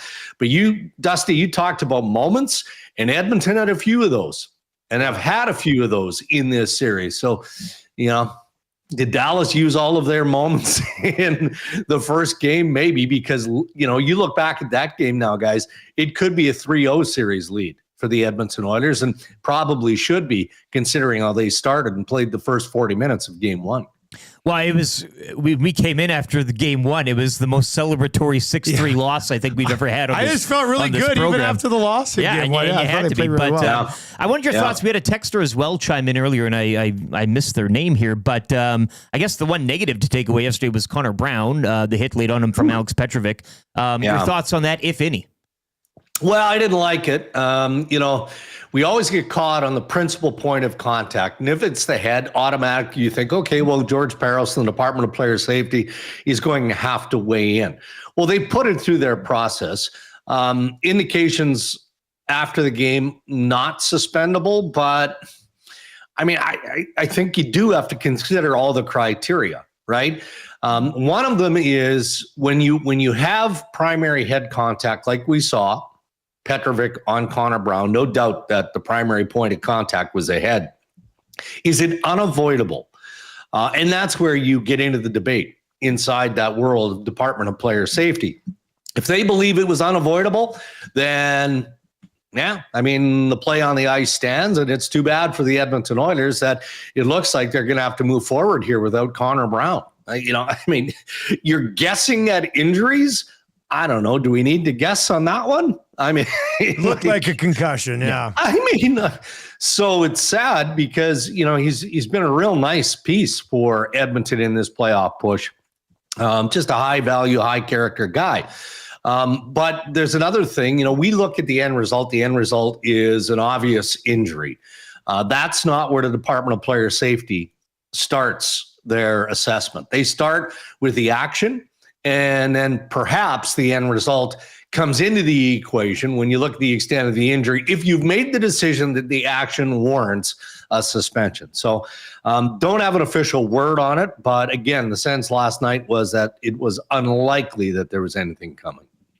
We were talking about it a little bit earlier, and Darren Dreger with us on the show. If you're watching on YouTube today, subscribe to the channel. We would appreciate that. He's brought to you by Pro-Am Sports. I said, you know, I don't even know where I would look this up, but I feel like Zach Hyman might have had the first 2-goal, 1 assist, 3-point, +5, 10-hit game in NHL history last night. Like he's hitting everything that moves. And I mean, people have the opposition, the other blue lines so far in these playoffs must just hate him right now. Oh. And then you see it start to come together offensively as well. And my goodness, what a player they have right now in Zach Hyman. Well, he's a machine, to be honest. He is. And okay, end of the game, towards the end of the game, you know, those goals are just, it blew the game open. That's what it did. But that doesn't diminish how he scored those goals, right? The breakaway goal on the pass from Ryan Nugent-Hopkins, that's just high-end finish, right? I mean, those are terrific hands to put the puck where he did. And then the follow-up was a sweet play by Evander Kane. And you know, Hyman is right there for a nifty deflection. So there's the offense. You mentioned the assist. But every time he's on the ice, if you're a defender for the Dallas Stars or you're a forward who's engaged in puck battle with Zach Hyman, you better have your big boy pants on, because you know what's coming. You know what's coming. And I remember back in the day, and not to drag up old stories because it doesn't matter, the Toronto Maple Leafs chose not to extend Zach Hyman. And it is still a thorn. It is still a thorn in this market. How can it not be, right? Yeah, how can it not be? When you watch what this guy does, game in and game out, and what he does when it matters most in the conference final, headed to the Stanley Cup championship final again. But it's a thorn in the side of Leaf fans because at the time, by and large, management looked at Zach Hyman and worried about whether or not he could play that game for an extended period. What was his career going to be short because of damage and because of injury and an inability to stay healthy? And, you know, knock on wood, you know, I mean, you don't want any player to have a shortened career because of bad knees, hips, whatever. It happens all the time. But in this case, Hyman just proves that, yeah, well, You know what? We all deal with physical adversities. Yeah, I'm fine. I'm good. I'm just going to play the game that I was born to play. And he's one of those players, and Edmonton has a few of them. He just drags you into the fight, but in a good way. It's not silly stuff, after the whistle stuff and all that crap. That's not what he does. He does it by just, exerting presence and then beating you in every way he can, including on the score sheet. So just a terrific story right now. Dregs, before we let you go, is there any way Carolina can find a way to win a conference final game? Well, not the way the Florida Panthers are playing. I'm sorry, but Carolina was just flat out outclassed in the last game. Flat out outclassed in game 3. And that has to be absolutely unnerving. You've got Rod Brindamore, who's searching for answers and way to answer questions post-game. And to a point where he had no choice but to basically start pointing fingers at his top guys. He acknowledged that, Stahl and Martin can't be the veteran guys that play their hearts out every single shift, every night. You need full and complete commitment and buy-in, and we just don't have that. The only player, the veteran player that he actually did call out by virtue of a specific question was Dmitry Orlov and the mistakes that he made in game 3. So if you're a player in that room and you can see your coach is exasperated, all you can do literally is put it all on the line. So I expect that Carolina, there's tons of heart and there's tons of push, but they were disemboweled in game 3. That's what it was. Yeah. That's what it was. So I don't think that Florida is going to allow them off the mat, because now you've got Reinhart hurt. The extra time that can be invested by sweeping this series matters if you're the Florida Panthers, and you're secretly cheering for the Dallas Stars to win a game so that Edmonton is dragged to the limit, whoever comes out of the West. Any bit of rest, it would be an advantage, right? Hey, speaking of which, before we break, how much rest do you think Rishaug got? I know he's coming up here. I don't know if you guys knew this or not. He didn't make the game yesterday. What? Didn't make it. Yeah. He was sick? No. Apparently to get from Dallas to Denver is a 9-hour ordeal. Now, not his fault. I'm not going to throw him fully under the bus. He didn't sleep through an alarm. It's not like he was out like gallivanting in Dallas the night before. I don't know. Something happened. It was a storm. I don't know. He'll have to explain it. We'll have to get to the bottom of this. Anyway. What a guy.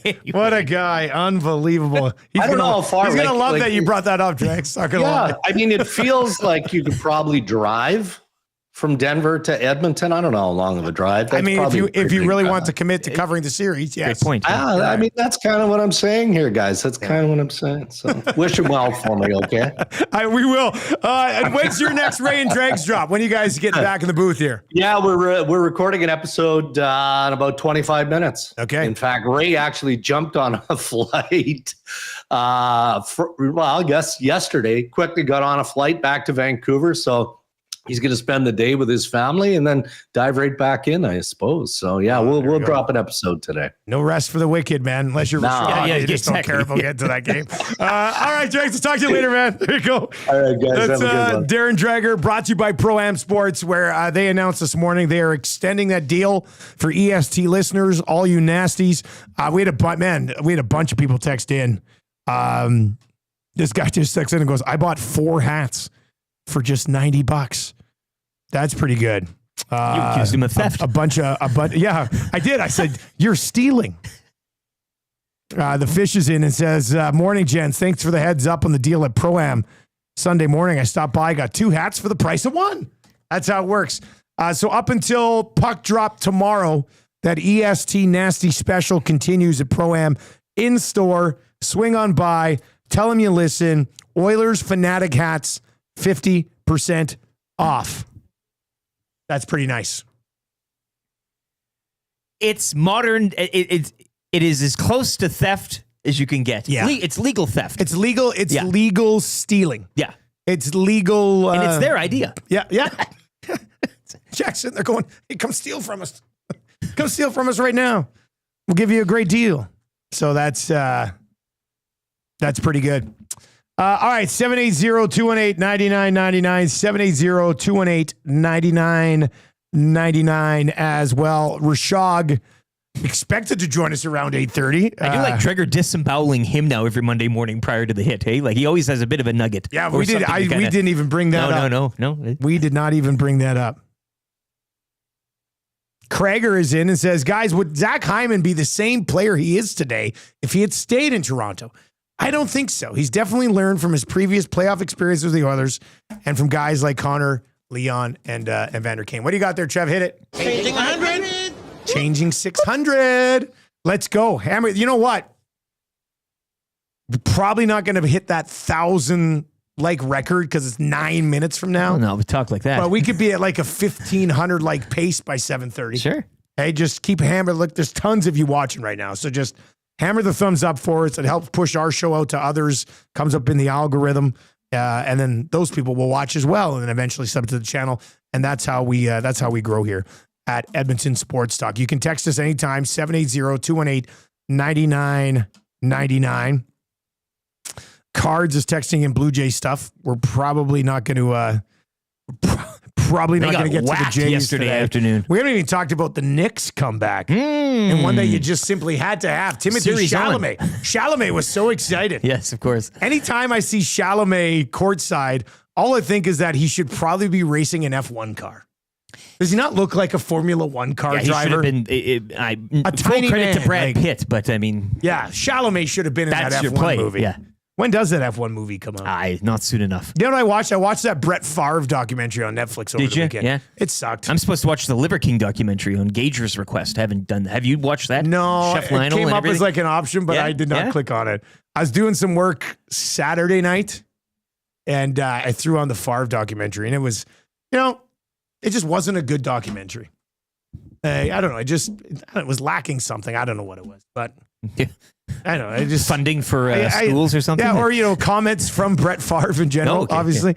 Yeah. Yeah. Monaco though happened just to kind of. Yeah. There was that. Not a lot of passing, but it was a nice day out there. Monaco, am I right? All the rich people. It's just fun, nice that's pretty much it. Dex is in and says, God, I have a lot of time for this Eric Francis, Greg Wyshynski Twitter fight. If I could bet on it, I'd empty the account on Greg. That's a great transition to our Play Alberta segment. I will reach out and see if we can get odds on the Wyshynski, Eric Francis. So I saw Wyshynski say that Francis blocked him for pointing something out. Has there been anything more than that? Because I kind of wish there was. But bring us fully up to speed on that one. Because I retweeted his declaration that Rupe Hintz looked fine in warmups and would play in Game 3. I've been harshly punished by Dr. Eric Francis, who has now deleted that tweet. Be right back trying to cope, he said. And that was yesterday afternoon. All right, well that's the playoff rivalry we didn't know we needed. There's that going. But for we are us. firmly on one side here. Yes. I mean, Wyshynski's our guy. He's our guy. Wyshynski's our guy. All right, 38 likes away from changing 700. So keep hammering the thumbs up. Sub to the channel. Let's dive into your Play Alberta early bird bet of the day. And boy, we are just 5 days away from fresh codes from Play Alberta. More juicy codes coming up. So if you've not yet used the YAG 50 code or the 100 Sports code, use those now because those will be done at the end of May. Deposit $5 at playalberta.ca or on the Play Alberta app.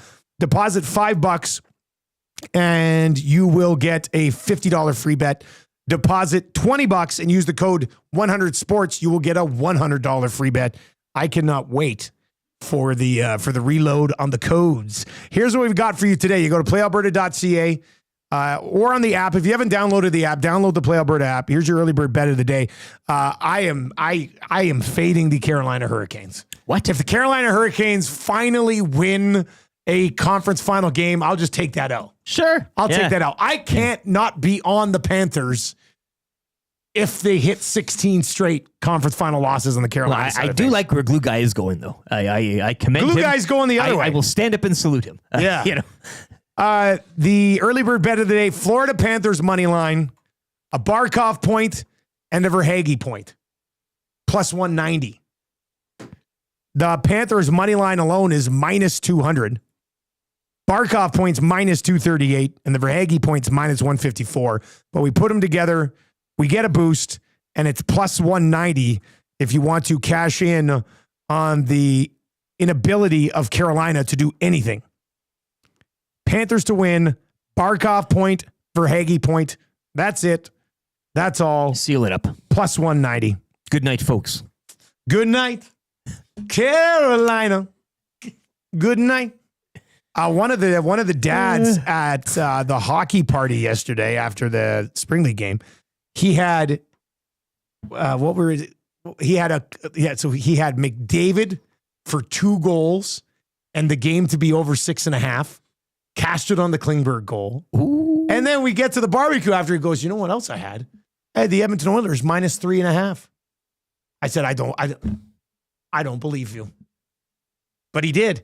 He had the Oilers minus 3.5. Sunday fun that day. guy, yeah, he was in heaven last night. He had himself an excellent day. All right, the Fan Zone is on the way next for fansfirst.ca. We are sitting here this morning. We are talking like the Stars really don't have an answer, which would mean the series is over. But the Oilers are only up 2-1. Where are you at on the series is over versus got to be careful here conversation? They are in the driver's seat, though. That's when you're leading a series, you're in the driver's seat. I think up 2-1 is driver's seat. Up 3-1 is stranglehold. Yes. Yeah. Winning 4-1 is a gentleman's sweep. But as long as you are leading the series, you are in the driver's seat. I mean, they're driver's seating right now. Yeah. That's what's happening, I think. When it's tied, you're sitting in a truck next to the person driving in the middle seat. Yes, which was very much frowned upon by many. I never understood that move, but 780-218-9999. That's where you can text us. Your thoughts here for the Fan Zone for fansfirst.ca. Well, Trev's thoughts on it, Eric's, mine, and yours is what we want right now. 780-218-9999. Is this thing over from what you're seeing? Or do you think the Dallas Stars have an answer? Maybe the Oilers have an answer for them, right? That's what everybody says. The Oilers might have an answer for the answer. Yes, because the only way the Stars get back in the series is if the Oilers drop the ball at a dueling answers. Yeah. Dueling answers. Who's asking the question? Yeah. Krager texts and says, Dusty, I watched that Brett Favre documentary as well. I thought he was a decent human being, but I found out he was a giant piece of doo-doo. Yeah. Yeah. Does not paint Brett Favre with a good brush. All right. The Fan Zone is coming up for Fans First. That's a good for the Italian Center, all on the way as well. The Edmonton Oilers with a 2-1 series lead on the Dallas Stars. Let's get to a sports update for the great staff at Park Mazda with Lieutenant Eric.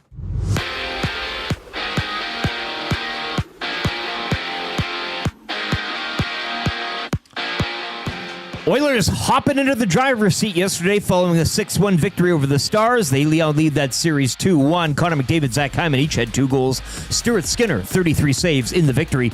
Tonight at 6, the Panthers will host the Hurricanes as they look to sweep the Eastern Conference Finals. Over to the Memorial Cup, Medicine Hat Tigers look to improve to 2-0 this evening. They'll face Moncton, puck drop 7 o'clock. Knicks completing a 20-point comeback, defeating the Pacers 106-100, cutting that series deficit to 2-1. Tonight at 6:30, it'll be OKC in Minnesota, with the Thunder sporting a 2-1 series lead. Jays swept over the weekend by the Rays following yesterday's 13-0 loss. Toronto will visit the Rangers this afternoon to open a 3-game series. First pitch, 2:05. Sports update brought to you by the great staff at Park Mazda and dealer principal Mitch Lewicki, where he wants to hear the other Stuart Skinner AI songs. Hi there. If you're like me, you like to picture yourself in luxury, even though there's absolutely no way you could afford it. And if you can, well, even better. Thankfully, I picture myself in something that is luxury, but still absolutely affordable, like the all-new Mazda CX-90 from Park Mazda. With the new luxury features like facial recognition settings and quilted detail Napa leather seating, I can pretend to be comfortable with all of my proper settings activated without even touching a button, thanks to Mitch Lewicki and the great staff at Park Mazda. I like to picture Mitch Lewicki as a figure skater. He wears like a white outfit and he does interpretive ice dances to my life's journey. Park Mazda, your dealer for life in Sherwood Park off Y Road, parkmazda.ca.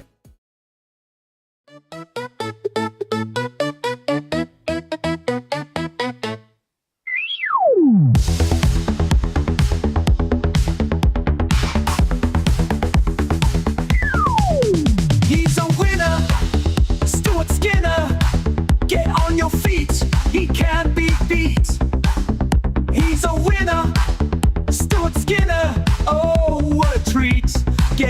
your seat. The haters went silent, they've got nothing to say. Real fans are on their feet, applauding his play. He's locking it down between the pipes.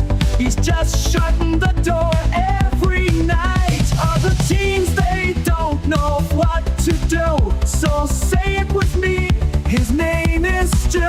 He's your winner, Stuart Skinner. He's not like Luster, we love his duster. He's your winner, Stuart Skinner. Other teams, they don't know what to do. So say it with me, his name is Stu. He's a winner, Stuart Skinner. He's not like Luster, we love his duster. He's a winner, Stuart Skinner. Other teams, they don't 7:33 on that one really hit today. God. That's a good one right there. All right, 780-218-9999, 780-218-9999. We are going to get into the fan zone here on the Nielson Show, brought to you by South Ford Chevrolet. Drive a little, save a lot, www.southfordchev.com. I believe Ryan and some of the crew from South Ford are coming by today right after the oil stream, and I'm going to get a look at the Chevy Trax, do a little video for them. So looking forward to a little test drive. Get my I used to roll the Equinox for a while, and they were going to bring by a Trax, so I'm going to do a little video for you them. and Tommy, who's in the driver's seat? Anytime. That's a good bit. I'll have to do that bit today. Here I am in the driver's seat, just like your Edmonton Oilers. And you too can be in the driver's seat at South Ford Chevrolet. Writes itself. That really does. You need doesn't it? AI for this one. We're coming at you from the Popeyes Louisiana Kitchen Studio tomorrow from 6 in the morning until the end of the day.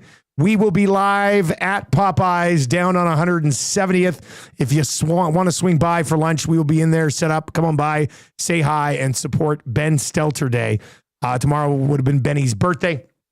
And they're going to donate all their proceeds from all the Popeyes locally here to the Ben Stelter Foundation tomorrow. Somebody said, do they serve breakfast? Because I want to eat there 3 times tomorrow. Yeah. I love that commitment. Ditch the diet. Absolutely. For tomorrow.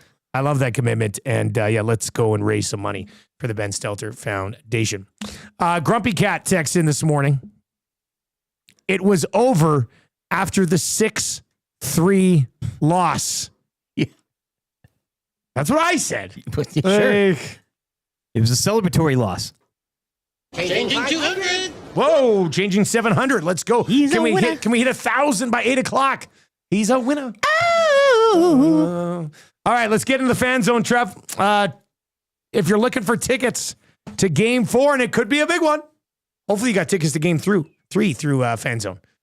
And Fans First, fansfirst.ca. It's the most affordable way to get into any Oilers game. Done and done. Fansfirst.ca. Buy fans, for fans, no fees. Here's the question. Is this series over, in your opinion? Colin the Amishman is and says, the Fan Zone.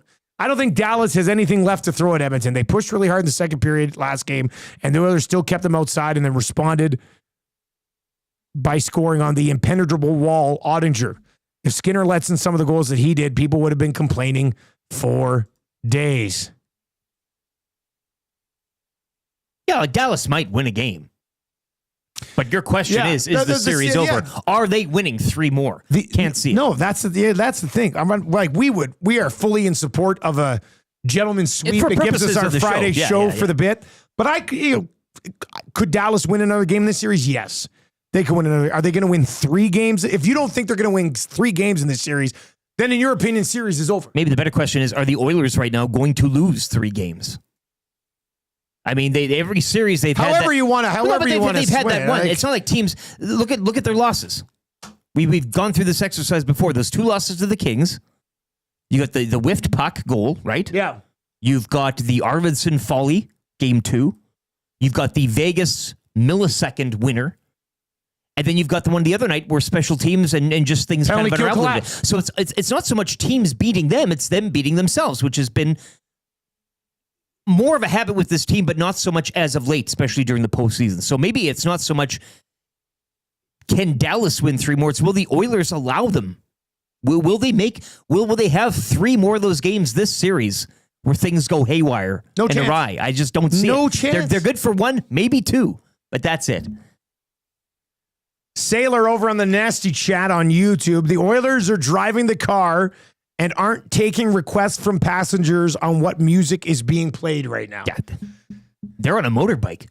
Adam Anderson, he's a crackpacker.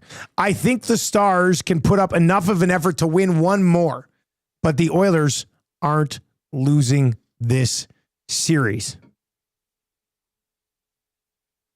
Shaggy in St. Albert says the Oilers are driving the car, but may pull over to pick up a sketchy hitchhiker who could possibly murder them. Yep. No, that's... Did I say murderer? That's it. Well, you got the... Trev, what's your level of this series is over? The Oilers aren't losing 3 to the Dallas Stars in the next 4 games. I definitely like what you guys are saying there because I could see the Stars winning one. I had the Stars. I had the Oilers. You winning took the Oil in series 6, right? Yep. Which I still think is very plausible.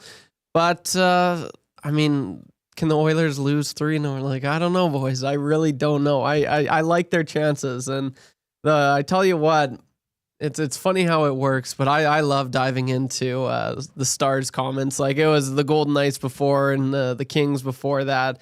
But I love seeing what Stars fans. You go into the realm, the online realm. I do. Yeah. Like I love hearing. Did what anybody they have listen to to say. any Stars post game last night? I did. You did, eh? Yeah, and so they're no confidence. They're done. Like they're writing this team off. They think there's no way in hell that they're going to win this series. So there's that, which I find amusing personally as an Oilers fan. But I mean, the way things are clicking right now, I mean, it just seems like whatever the Oilers do, the Stars don't have an answer for, and I feel like that has been the case for the Vegas Golden Knights and for the Kings as well. So the Oilers, I love their chances, and I'm still gunning for a gentleman's sweep, even though I want the I Oilers know in 6. you want this There's nothing Friday more. show. Oh yeah, so no, I love their chances, boys. 780-218-9999. 780-218-9999. Hammer the thumbs up over on YouTube and hammer the inbox right now with your takes on this one. The Wolf is in and says, somebody just come in out there? What's going on with the door? What's going on? What's going on with the lights there? Shadows. Not in here, though. Not our office.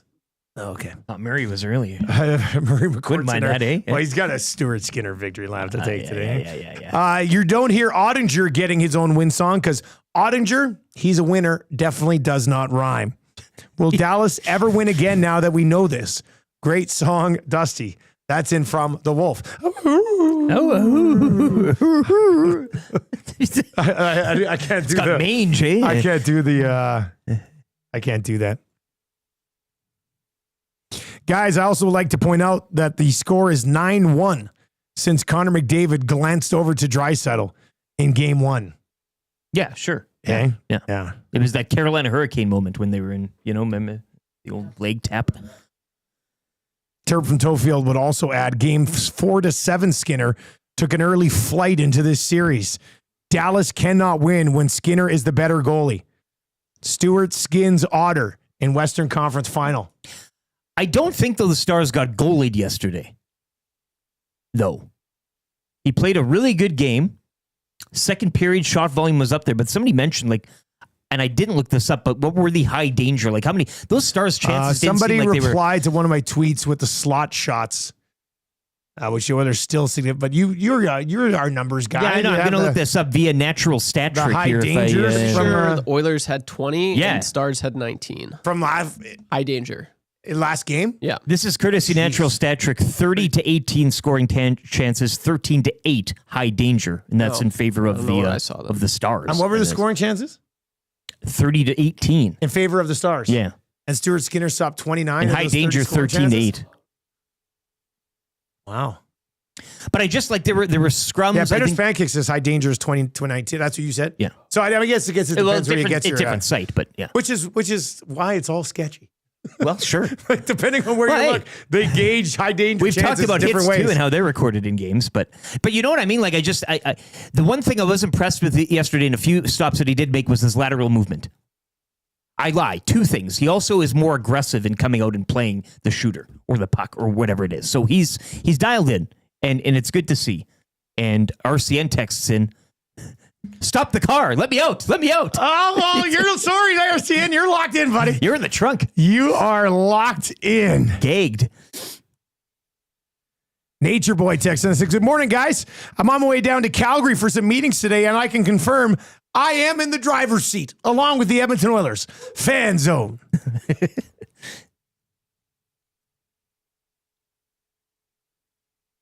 Oh, God. How about this? Guys, what is going to happen when Dallas Stars series Skinner combines with Game 4 Stu Skinner? Well, we're now into the part of the series where he even statistically plays his best. Stuart Skinner has 3 shutouts in his last 5 games. Has another game. What was his 971 last night? Yeah. 971 save percentage, also in the mix there. 902 now. And now he's going into a game in which he's the greatest Game 4 goaltender statistically in the history of the league. Oof, worlds, merging together here. He's going to be too good. Stu says, do you see a suspension coming for Petrovic? That hit was dirty. I'd rather he stay in the lineup politely. Sure. I'd rather politely just see him continue to be in the lineup the for the reward. Dallas Stars. That's the reward that the Oilers get. I know We you were don't gonna like take the him hit. out, but I get it. But I think the Oilers are better off when he's playing. One Ball cashes in and says, hey guys, late joining the show this morning. My birthday week started off yesterday with a huge Oilers win. Can I get a win ya? Win ya. Pick up your win ya shirts if there are any left at 780 locations. Although I think Adore is back from his vacation. I should check in with him and get a restock. So people are going to want to get their hands on those. Nice to see One Ball Cash doing the birthday week thing. Well, not a lot of people do that anymore, and I think it's kind of a neat thing to see. Yeah, it's actually, I wish more people would celebrate a birthday week. Yeah. I see what you're doing there. Yeah. I think many other adults should also celebrate birthday week. Grand idea. And we will celebrate One Ball Cash your birthday week. I think Cash is the first guy I've ever heard say that he celebrates a birthday week. So that's pretty exciting for him. The Wolf wants another howl. You loved your first one so much. All right. Oh, that text is from the Wolf.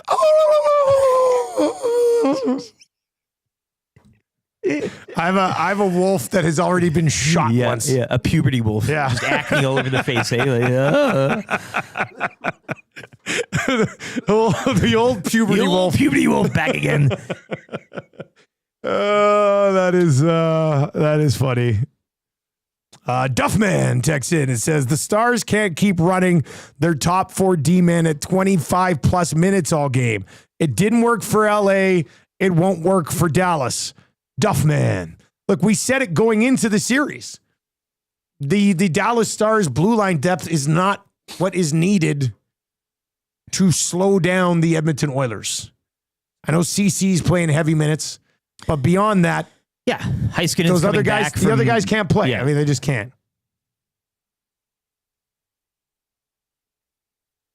CB Radio guy says the world's merging for Stuart Skinner means they will take goals off the board. That's how good he is. Oh, Lish McNish. Goalie goal for Stu in game 4. Lock it in. He could do that, and there would be people in the chat after going, he didn't even hit the middle of the net. Barely snuck that in. Inside the post. That's what some of the reaction would be like. Yeah, Triple P, we see your text as well. Which one? Oh, okay, go ahead, get it. No, we can't read it? No. It's okay. You don't need to. I'll have to find that one myself. Johnny Accountant is in, and accountants are a reasonable folk. Right? They're a reasonable people. Smart. Numbers. The series is far from over. The Oilers are unbeatable if they play with heart and conviction. But when the Oil let off the gas and use brakes, they don't use a little. They hit the brakes to the floor. If the Oil decides to take it easy, they will lose at least another game. They will win this series in 6, though. Yeah, and they haven't. It's the same thing with the matinee puck drop thing. Like people still, matinee, the Oil. That's been laid to bed, right? Like they're good now in afternoon. Like that used to be a thing. I get it. Even with the Oilers and the whole streakiness of getting in a slump, they can beat themselves and they can make mistakes, but this postseason, it's been a lot smaller of a window for those things to happen. They might get one, as he said, at least. I'd say at most. Gold Medal Mark says, guys, I love the show, but birthday week is mega aura farming. Sorry to throw back to the hangout last week. Well, I mean, we were kind of joking about it. We were very anti. Yeah, you should have heard the show last week. If you knew, you knew. But I mean, it was kind of a bit Gold Medal Mark, but you had to ruin it.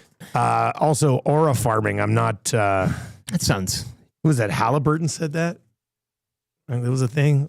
NBA chatter once again. Enough already. Grumpy Cat asks, can we retro celebrate a birthday week? I don't know. I mean, how far are we talking? I mean, probably 364 days. You could probably just do whatever, yeah. Why not?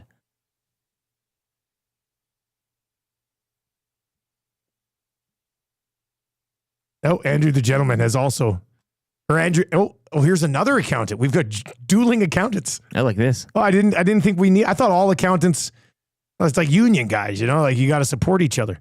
So after Johnny the accountant came in and said, it's not over... Andrew, the accountant, texts in and says, screw that other accountant. Gentlemen, sweep incoming. Let's put them on the EST Fight Night card. Coming up next, Johnny accountant fights Andrew, the accountant. You tabulate the score on a calculator. Yeah. Calculators. That's too good. All right. We are like 30 away from changing 800. So hammer the thumbs up there. We're going to dive into, that's good for the Italian Center.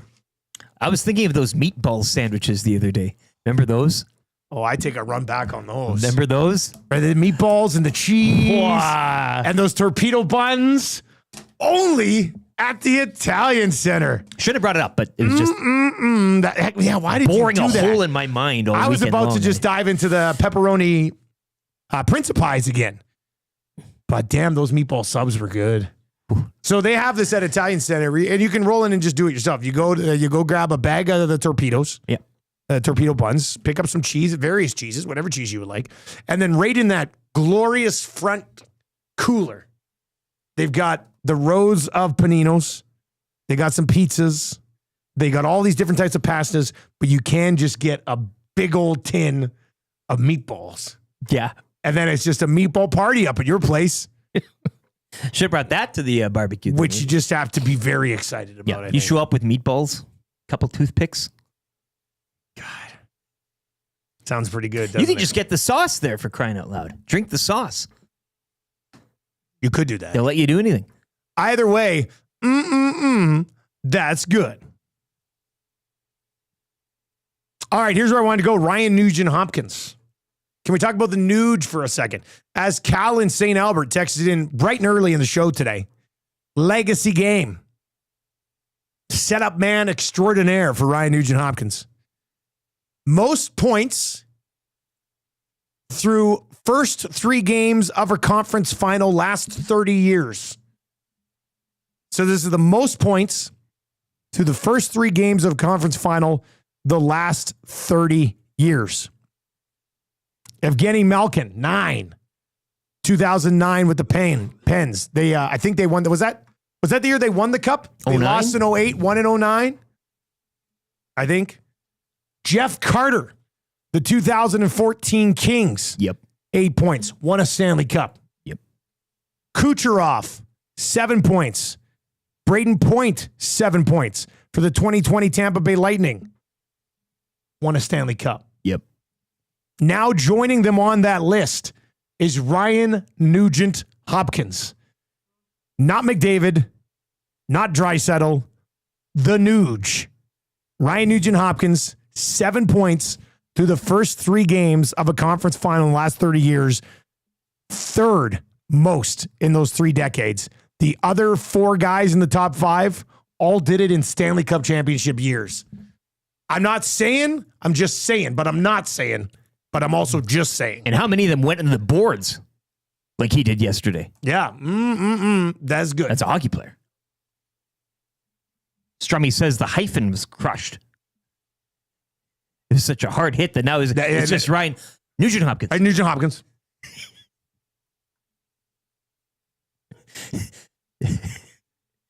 That's a good one. Zulu also says, I thought Nuge was dead when he hit those boards. That didn't look good at all.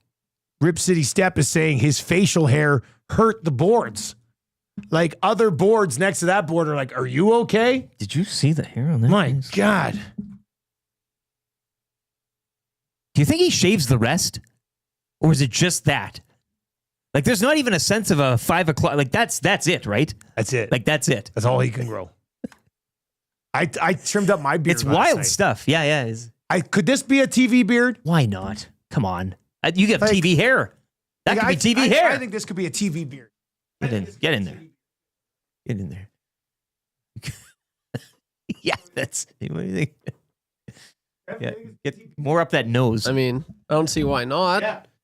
I think you get a nice haircut, you'll look. No haircut. No. I'm gonna get the haircut, but Chris Morris says you're fine. That beard with the haircut is what I'm saying. Yeah, you look this mighty beard fine. Yeah, with a nice shorter haircut. Yeah, I think I could do that. I think I could pull that off. Like, what's wrong with your beard? Slick it back. Slick it back. Like, men have beards. And hair. And hair. Like, it's not patchy like mine. Like, that's a very nice beard. Yeah, and it's not too thick right now. Like, it just. Yeah. Luke Wilson had longer hair. I took it down with a 5. Yeah, that's right. You could have the hair. He looked ridiculous. I mean, slick it back. As long as it's well kept, I don't see why there would be an issue. And that's very well kept. It's a well kept beard. I might even get one of those exclusives. Tis be a terrific beard, I dare say, on Friday's show. Yeah. Man, if they can deliver in 5 for Friday's show, we're dead. We're dead. We got that thing of port still kicking around. Yeah. Anyway, I'll buy another bottle. I think I'm gonna try to pull off. But I was gonna say, I think I might buy one of those like exclusive beard trimmers. Like right now, I have like an electric razor, but you can get a little one. It's like a beard trimmer, and just tighten it up really nice. You should also get a comb, and then you can slick back the hair for Gentleman's Show, but not for the season. No, I will be getting one game. I'm getting a haircut Friday at like 1 o'clock, right after Oil Stream. That's it. She's gone. Sorry, everybody. Deskra says TSN ain't gonna allow that beard, buddy. And Marshall Ferguson calls games. He's got a beard. I say call their the shot. exact same job. Let them tell you. I will. Like that's why you should roll in. Oh, is this not? Oh, is this? And then accuse them of body shaming. Yeah, that's true. You can say, well, this is me. If a girl had a beard, well, hey, would she be allowed to have it? Right? Slick back hair all the time, girls. I don't know. I think I'm gonna try. Now, I think Suits should bring back his mustache, and you should also grow. I think both of you should have mustaches. That would be wild. I told you the other day he needs one. He's got. I would love to do Beard Dusty with mustache Suits. Yeah. Now, how do you feel about a guy wearing a suit and tie with a beard, though? What? I don't know. What do you mean? How do you feel? It's great. I don't know. It seems a bit weird to me. You think so? Yeah. If it's you, do it. Come on. For the fans, for the nasties, for me, for LT. All right, 780-218-9999. Reese Winder over in the chat says, just got to ask Reed. He's the man you can tell whether something is allowed or not, i.e. the gentleman's sweep. Yeah, he's the gatekeeper in all these things. Yeah, that's kind of funny. He's got to be squirming at the thought of that happening again. Hampton Steve says, what's TSN going to do? Fire Dusty again? That would have to be. I think that would have to be a record, eh? Like, yeah. You'd still have access to your email. Yeah. Yeah, that's. I'd probably still be able to go in the old building.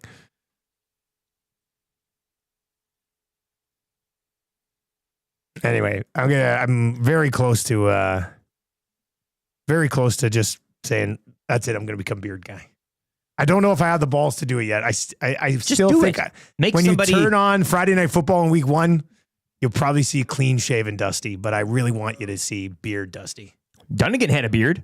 Dunnigan did have a beard. He had a great beard. Grizzly Adams had a beard. Timber Woodsman says, all this birthday talk. My wife wants to plan a half birthday for me. My birthday is one day off of Lieutenant Eric's. Thoughts? What do you think about celebrating the half birthday? Yeah, people do it, eh? I think if your birthday's in the heart of winter, then you get it in a nice summer. I think half setting. birthday might be as lame as birthday week. Wow. I know. I've known of parents half a cake, who celebrate their gifts. kids' half birthdays, and for the most part, I very much enjoy kids. They're funny. They're hilarious. Yeah. But celebrating a half birthday is even weak for a child. Well, you're kind of giving the children a. Now you're going to get everything you want. It takes away the luster of the real birthday. Yeah. So, yeah. It'd be cool though. People showing up like half dressed, and like everything's halved. Can I have a refill my drink, please? Yes, but only half. John says Nuge is a grown ass man. Did anyone check to see if the boards are okay?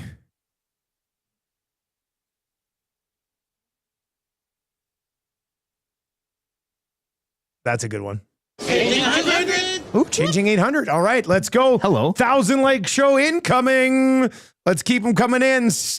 And sub to the channel if you haven't already.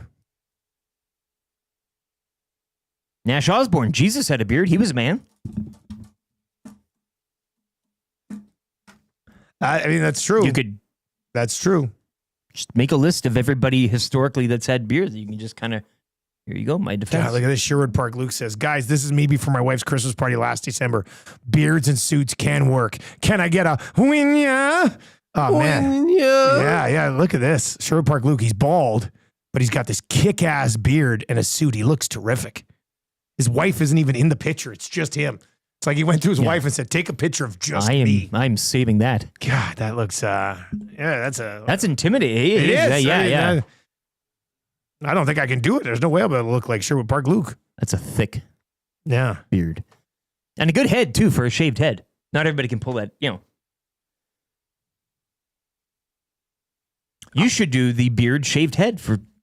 No, I don't think so.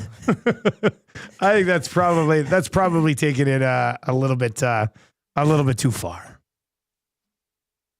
All right, we've got Ryan Rishaug coming up. He'll be by around 8:30 today. We'll find out his travel issues and all that fun stuff. He'll explain himself. We'll get his thoughts on Dallas's chances of finding a way to pick up a victory in Game 4. 3 questions too many still on the way.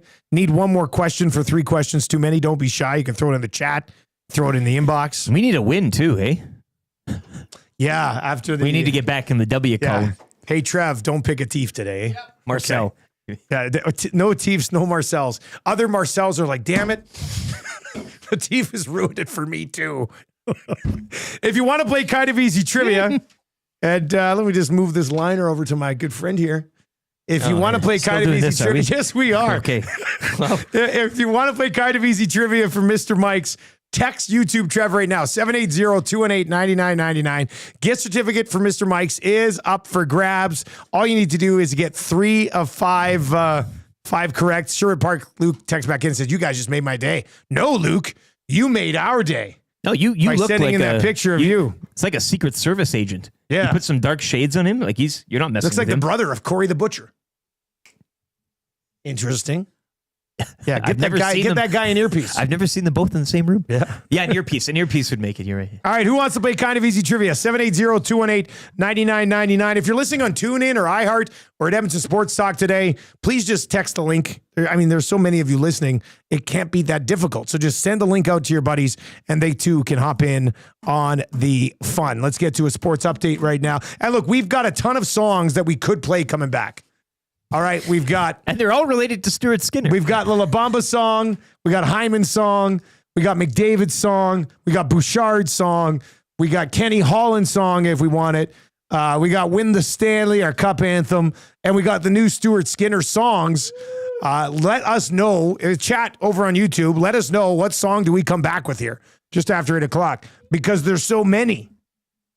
We went about 14 minutes off the top of the show today with just songs. So which one do you want to focus in on here just after this 8 o'clock update? 780-218-9999. It's the playoffs, and here we go. Oh, God, I do have to try to track that one down. All right, let's get the sports update for Windsor Plywood Leduc.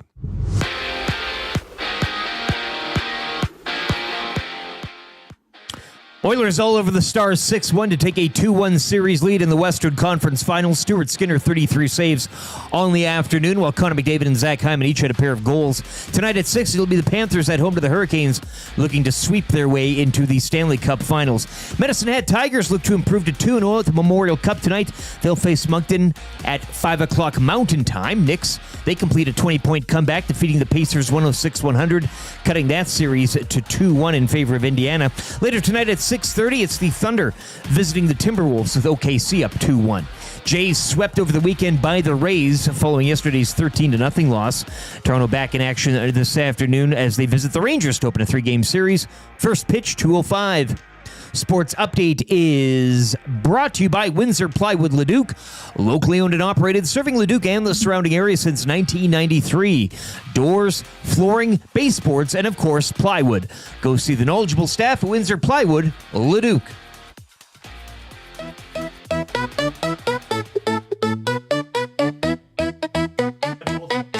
At the same time.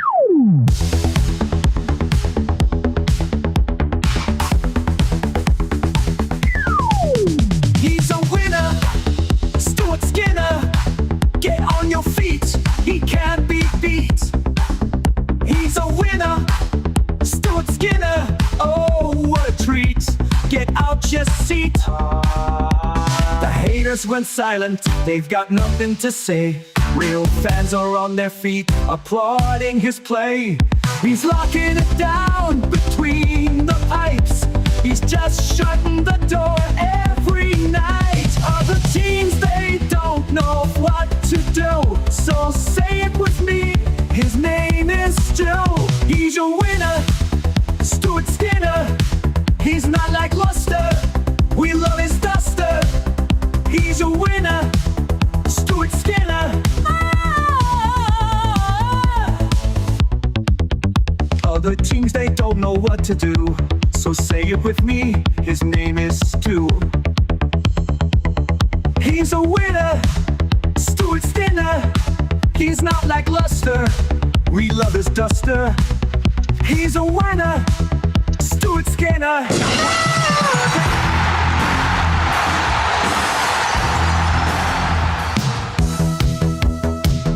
He's a winner, Stuart Skinner. Get on your feet, he can't be beat.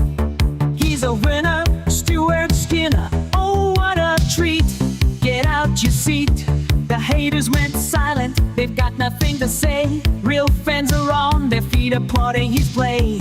He's locking it down between the pipes. He's just shutting the door every night. Other teams, they don't know what to do. So say it with me, his name is Stu. He's a winner, Stuart Skinner. He's a winner, Stuart Skinner.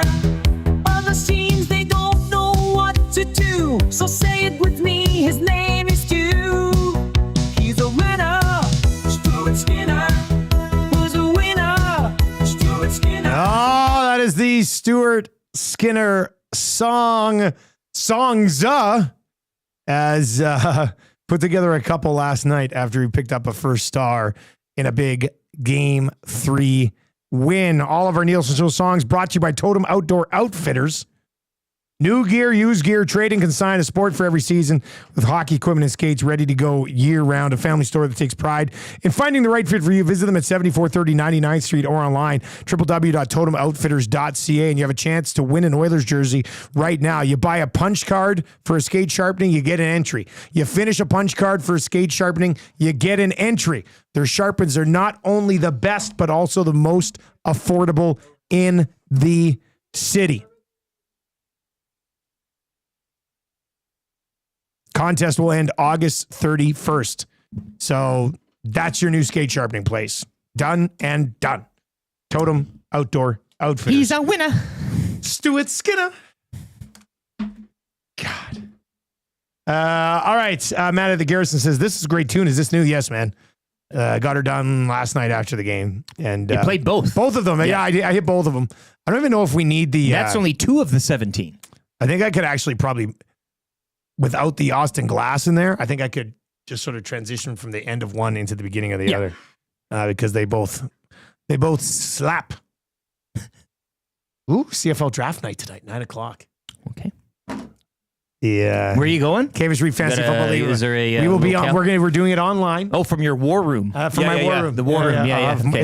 It's not till 9 p.m. But Marshall will be up. Those fax machines will be humming. He's in charge of quarterbacks. Yeah. And we'll see where this goes. Have your big helmet in the middle of the table. Yeah. Both of them. Yeah. We'll have them all ready to go.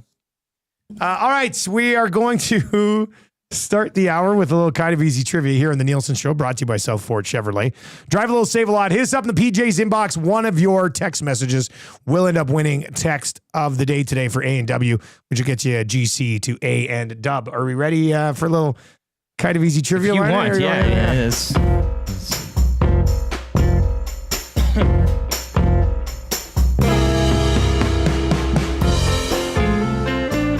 Well, Mr. Max is turning up the sizzle with Platypalooza. From barbecue rib platters to coastal combos with lobster and prawns, it's big flavor all summer long. Plus, enter for your shot at sizzling summer prizes. Get into Mr. Mike's. Platypalooza is on. Mr. Mike's. Eat locally, enjoy casually. I'm sorry, man. That's a great I want track. Platypalooza to last forever. It might. Oh, God. We have this other song service. That one's not like that. That beat's not AI generated. We have this other song service we use for like a bunch of video and stuff. And we just hopped on there and we're just like, I can't remember what we searched, but that Bayou one popped up. Cajun. Cajun music or Acadian, something yeah. like that. We're No, it will last all summer long, though. Hey, at least you got that. all right. God, when you look at me with the summer long. All right, Trev, who's playing kind of easy trivia today, buddy? Dan. All right, Dan is going to play kind of easy trivia. Let's hope he doesn't go full of teeth. Dan, you ready to go, man? Yes, sir, I am. All right, here we go. You don't have to call me sir, man. He sounds We're a all little the nervous. same. That's, Relax. all right, Dan, here we go. Good luck. Travel start the ticker. I have to read the first question. Which goalie got the win for the Oilers yesterday? Stuart Skinner. Name an Oiler who scored twice yesterday. McDavid and Nuge. Name the other Oiler who scored twice yesterday. Nuge or McDavid. What position does Jake Ottinger attempt to play?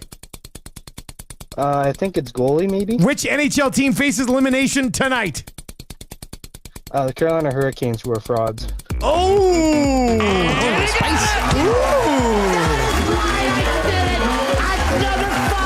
Are you kidding me? That's right. Who do you think you are? I am. Get it right. You can't have a newcomer come in and steal the show. That's a peddling. Oh, we've been strong. We're just playing by the rules. Ooh, you better believe that's a peddling. And I was in Miami with my new beach house. Well, it was a couple minutes from the beach. That's a peddling. The first year we took it to the limit. You cannot come to my house. No, not today. You cannot come to my house. No, not today. Just say we didn't know the King had it in there. Hey, to start, like he kind of sort of nervous, but then he laid the smackdown on that. But he also said Nuge had 2 goals. Oh, well, Hyman and McDavid. Look, maybe he did, and we just didn't see him right. Maybe it's Nuge, right? Yeah. It's that Chuck Norris. Of course, that's the type of thing. Yeah. You know what? So I went. My buddy Boom was in town. Yes, he was loving it. We haven't talked enough about his night, Friday night. He rolls. Did he go to the barbecue though? He made it like. He made. Oh yeah, it was one of those. He went home at like stories. 10:30. He's still with his family. Yeah. His family actually didn't even come. There's some issue with holidays or something, so he just whipped out with his barbecue partner. That's dangerous. And he came by Hudson's. We had dinner at a couple of 6 o'clocker loggers. What did Boom have? He had a burger and fries. Burger fries. I went tendies and poutine. Yeah, of course, I know where Can't go wrong at Hudson's. But he gets in, he sits down, and the nasties, and we had that back room. Oh, good. So the nasties start coming over one at a time, getting autographs. And Boom's just all business, and he's just signing. Who can I make this up? He's just signing Boom. And it looks like Marshall's writing us. It's like, God, I love you, buddy. I will see you. So he was in town for this barbecue competition. Barbecue Palooza. Well, that's what it was. So we drive down yesterday and we wanted to get down there. It was tough because we were, I guess I learned this about cooking competitions, barbecue competitions, because we wanted to be back in time to watch the Oilers game at 1. But from 11:30, noon, 12:30, and 1 was when they had to turn in their various meats. Yeah. So they were doing chicken, they were doing ribs, they were doing pork, and they were doing brisket. So I get down there and I couldn't find him. I'm walking around, bumped into a nasty, great guy. I can't remember his name. I'm sorry, man. If you're listening, I can't remember your name from yesterday. And then bumped into those You Need a Barbecue guys who we did a bit with back on 2 guys and a goalie. Mm-hmm. They were set up out there, and they gave me one of their pieces of chicken. Unbelievable. And then my buddy, we went to see Boom.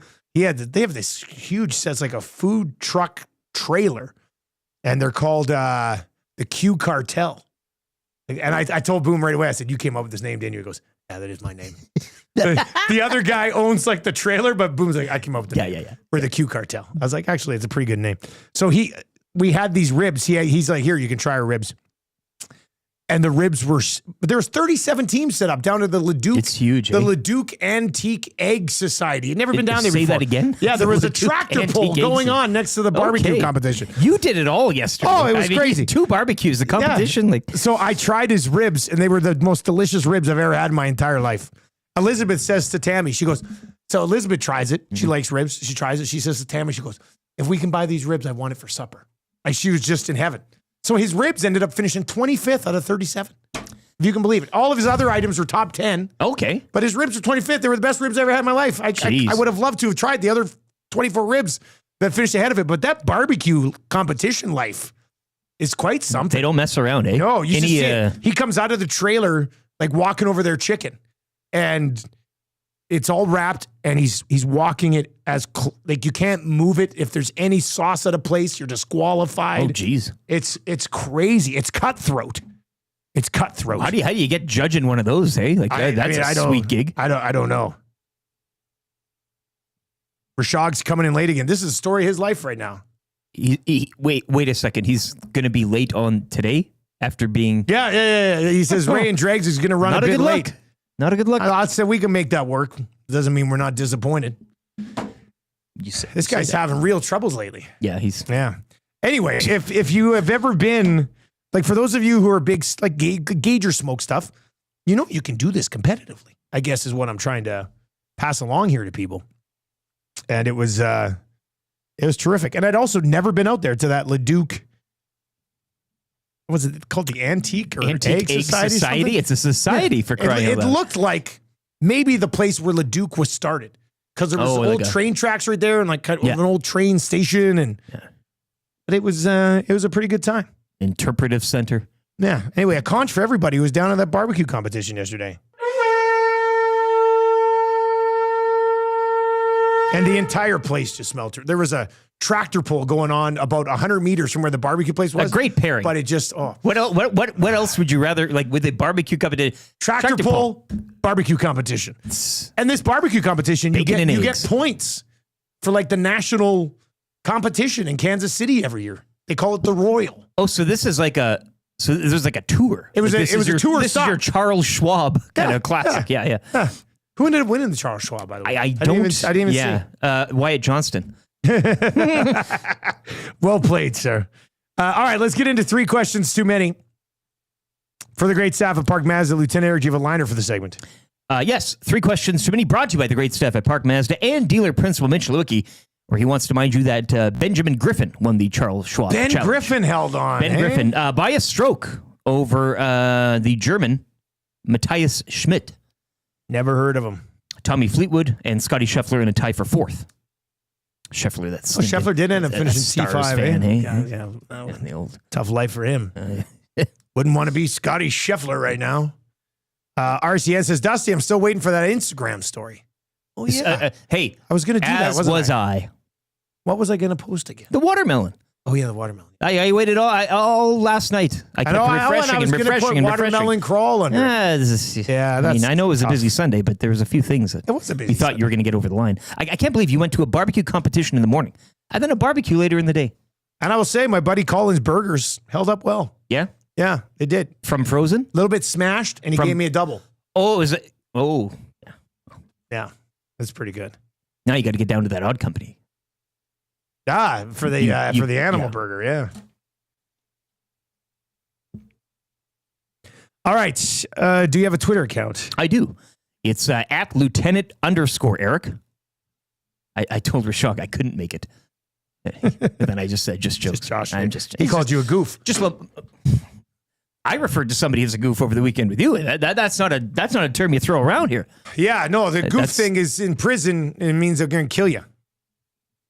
Anyway. Yeah, on Twitter, X, if it's working for you, at Lieutenant_Eric. I did tweet out earlier today, this is the Fridayest of Mondays ever. Does it not feel like it does feel like a little bit. It's going to be hot today. We could even, Josh Clausen was in the Paris Drew's inbox earlier. I don't know if you replied. What was Clausen doing? But we might, I said, any storm action today? Apparently there's supposed to be a... Oh, I'm hearing thunderstorm later today. Yeah, later today, that supper time thunderstorm. Are we talking... I love it. A really good banger? I hope. Summer's here, boys. Yeah, give us the... I'm loving it. You're loving every minute of it. All right, question number 1. How do you guys think Arvidsson will hold up in this series if they do indeed need him? Does it matter? Oh, jeez. You're a savage today. Need him to fill a roster spot, sure, but they're a placeholder in the lineup. He's not going to cost them anything. But that's the question. If Brown doesn't, right? Yeah. Arvidsson is not Jeff Skinner. Some people were thinking 11-7 at home. I don't know if that's going to be realistic at this point, but Arvidsson would be fine. Yeah. I mean, he moves well enough. He can get in the forecheck. He can cause issues. He can cause issues for the Stars. I think Arvidsson would be just fine if you need to go to him. Yeah. Question number 2. Are there any? I wonder if we have any Stars fans who are checking our show out just to see what Edmonton is saying. We had after. a few locally as well that were earlier in the series, but they've gone. Well, I wonder here, who on the because the question is, it's a question for us, but I would rather hear a Stars answer to this. By the way, 22 away from changing 900. So let's smash through 1,000 here we should be able to get to 1,000 by 8:30. Pierre Montenegro once said DR10. Yeah, no, I don't think it's time yet. Rishaug update, looking like I may be okay. 35, right? Yep. Tell him right. Yep. See, this is just theatrics from him. He's just trying to kind of. Yeah. This is his way of. There we go. He'll be okay. Practicum Doug texting me too this morning. Oh, Doug what a nice treat! I told you it's the Fridayest of Mondays. How's he doing? Good. He asks, "You guys got any events coming up soon? Also, are you still in Inglewood?" No, I haven't lived there for better part of a decade. But we will have golf tournament, Nasty Bash, golf tournament in July, Nasty Bash August, SD September. With the Oilers watch parties continuing as well. Obviously Ice House, I didn't even think about Boston those Pizza. are always good to go. And Doug, I'll hang out with you. Game 5 Thursday, Hudson's on white to possibly wrap a gentleman's sweep. Oh, Can you imagine that place on Blue Thursday drink night? Tommy's lap. God. Practicum Doug in the Paris Jewelers inbox, the lead singer of the Heavies, whose song leads into Reed and Milne's show. 3 to 6 here Monday to Friday on Is that Edmonton what that song is? I like that song. He says he smokes a mean pork loin. What about an EST barbecue / smoked meat festival? That'll be something we do eventually. That parking lot's screaming. Well, you know what I want? I want in the parking lot weekend street hockey game. Yep. And tractor pull. And on the street, a tractor pull. Sure. It was weird. All they were doing was pulling around the same tire. Were they mudding? They must have been timing it or something. Anyway, who on the Stars do you think has been the most disappointing to their fans? Interesting question. Yes. Yes.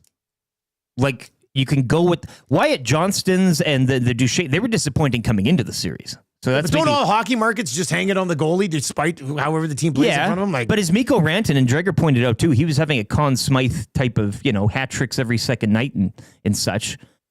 So the clip that he was going at, I mean, he hasn't been the Mikko Rantanen as advertised that we saw through. I mean, if there is a path to what I would describe as a stunning comeback and victory in this series for Dallas, it would have to be Rantanen going lights out. But the Oilers won't allow that. Yeah, and nobody else was impressing really from the Stars. We said they were top heavy coming in, right, in terms of production. So it's not like you could be disappointed with. I mean, Wyatt Johnston's now actively trying to get -2s every night. So I'd have to say that their lead horse, their Clydesdale, has been disappointing. Trev, what would you say? Most disappointing player on the Stars in this series? According to Stars Twitter. Like have you dabbled in this? What I've seen, it's been Ottinger. They can't stand him. They're like, so many comments. I was blown away. But it's just like, there's the Jake Ottinger we all know and love. Oh, look at this, Jake. Like I was baffled. So it happens in other cities too. Yeah, that's good to know. Yeah, and so I see Jason Robertson. He's probably someone that I would say Tango in the nasty chat. He doesn't look healthy though. Yeah, and there is that. Jason Robertson is a much better player than the Jason Robertson we're seeing right now. Yeah, they all are. Couldn't agree more. But from what I've seen, it's Jake Ottinger. He's really taking it on Twitter. Right, well, there we go. That's a couple votes for Jamie Benn in the nasty chat. But what do you expect? That's what I'm saying. What do you expect? I don't know. All right, let's get to question number 3. It's kind of an advice situation, but we'll throw it into 3 questions too many. It's from One Ball Cash. It says, my wife... Happy birthday week, by the way. Yeah, happy birthday week, man. Cash. It's, you should celebrate the whole thing. Every day. Text us. Let us know. My wife and in-laws bought me lower bowl tickets to Game 4. Does that mean I have to take my wife to the game? The brother-in-law purchased? No, his wife and in-laws. So they came together, chipped in, got him 2 lower bowl tickets to Game 4, which would not be cheap. I hope they got them at fansfirst.ca. Do you take the old pop-in-law, hey? Maybe that would be I wouldn't take any of them. No.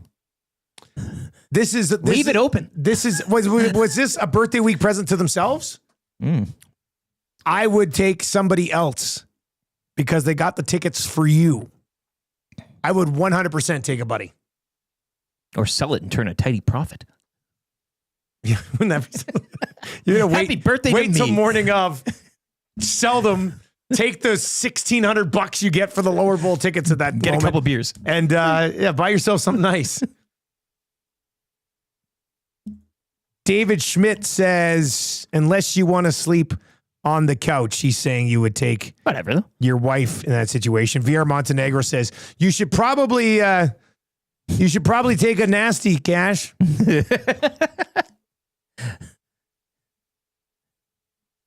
I don't think you have. If they're a present for you, I don't think you should have to take. As this one just says, Grumpy Cat says, it's not a gift if there are strings attached. That's the thing. Like you buy and go, hey, here you go. Here's a birthday present. We're going. You and we're going. I don't know. I think it's. I think it's different than if, let's just say, look, Tammy wanted to go to that Bush concert. Mm-hmm. Let's just say I had surprised her and bought a ticket for her, and I gave her 2 tickets. In that situation, it's not a birthday. I think you kind of assume the person that bought you the tickets, you would go with them. Here you are comparing this is a birthday present. Bush to a conference finals game. I mean, well, there are levels here. It's the only recent I get it. tickets, and I didn't even buy those. Shout out Jess Jackson from the Bear who hooked me up with those tickets. But that's the only thing I have recent, experience on. Jess was actually at the game yesterday. She took her, I saw her that. boy Yeah, that Sheldon was was cool. a hit. Well, apparently everybody wanted a piece of him. He was having the Really? best, just the time of his life. Time of his life. Yeah. That's what you Had need the beard for on and kids. everything. The Gourdfather says Thomas Harley has been exposed to this series too, far from the Four Nations hype. Yeah. We said it before. Even Heiskanen Even Well, he's Heiskanen, not. yeah, well, I know, but that's Yeah. the thing. Dallas's blue line never stood a chance. This thing was over after game 1. Even though they lost, it was over. Said it then, say it now, say it for the rest of the series. RCN texts in and says, night out with a buddy, and you get to sleep on the couch? What a deal. I mean, that is, I would agree. Yeah. That's probably the best of both worlds. Jasmine says, if it's a gift, you take whoever you want / deserving fan. Yeah, I just think it's different if it's a birthday. Did you read that text from Nash and Whitecourt? That's a good one. You didn't read it yet. I didn't want to double No, up no, if no, you no. already had. I think maybe Dallas fans are also blaming Stuart Skinner for their team's lack of success. It's always his fault. That's a hell of a text.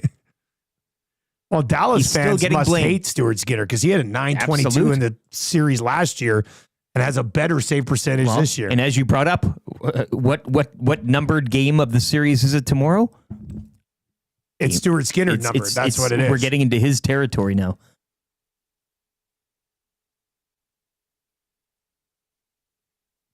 Grumpy Cat says, I disagree, Dusty. Unless you're both fans of said band, you getting her a pair of tickets is take a friend, I got the kids, hit the town, birthday or not. Interesting point. And now I will say on that front, I did tell her if she wanted to take a friend, she could. Because Maybe you know, this- I knew Bush's like biggest hits, but I didn't know like the other 75% of the songs that they played. Is his wife But a fan? She couldn't find a friend, so she brought me. But is she a fan? We don't know. This is maybe she's Yeah. not, maybe she's not a hockey, like, you know. Like, do you bring a Canucks fan with you? Like, imagine. You're not going to do Cash that. has got to do whatever you want, Cash. It's your birthday Get present. the money. Get the money. If you are going to sell them, hop online at Fans First. 5 fans, 4 fans, no fees.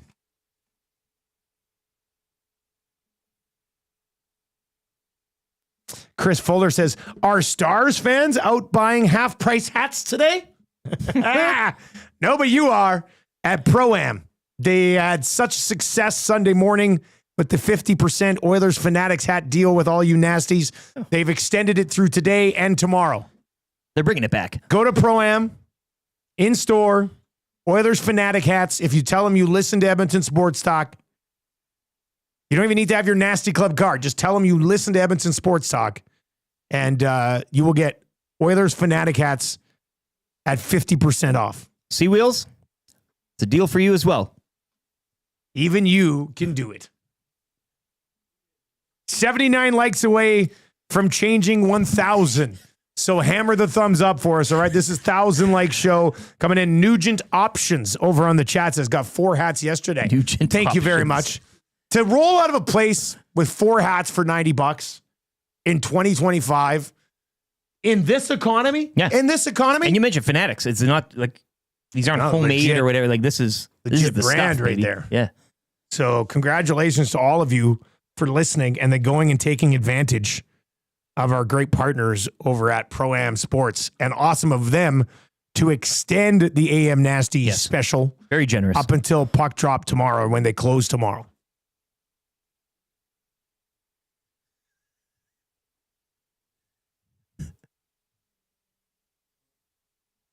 All right.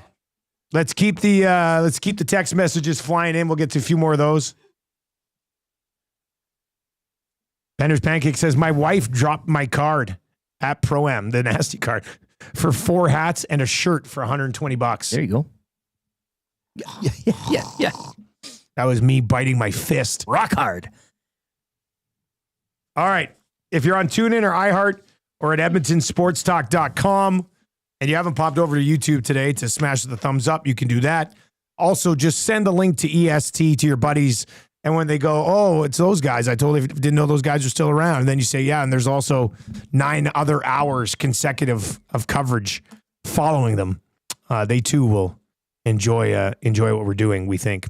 All right, Ryan Rishaug coming up here. He'll be on in around 3 minutes. We'll find out his travel nightmares. And we'll get his thoughts on if the Dallas Stars have an answer to stay/get back in this series. Plus the wrap for William Huff still to come. Keep those text messages continuing to roll in as well. And we'll get into those. Greasy Gordy says, "Are there actually nasty club cards?" Yes, there are. You have to be a nasty club member, but numbered you get as well. A numbered nasty club card. It's kind of a big deal. Laminated. Be ready for the sign-up window for the nasty club, which will be coming in a few months, I think.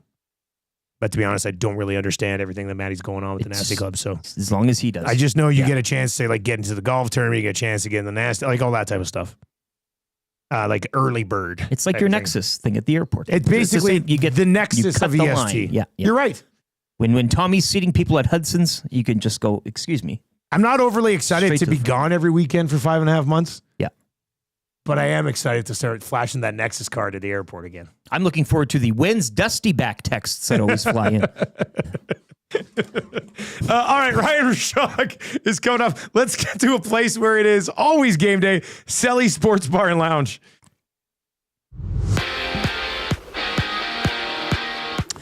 Oilers pumping the Stars 6-1 to take a 2-1 series lead yesterday afternoon. Connor McDavid and Zach Hyman each had a pair of goals, while Stuart Skinner, large in net, 33 saves in the win. Tonight at 6, it'll be the Panthers looking to sweep aside the Hurricanes in the Eastern Conference Finals. Medicine Hat Tigers look to improve to 2-0 at the Memorial Cup this evening.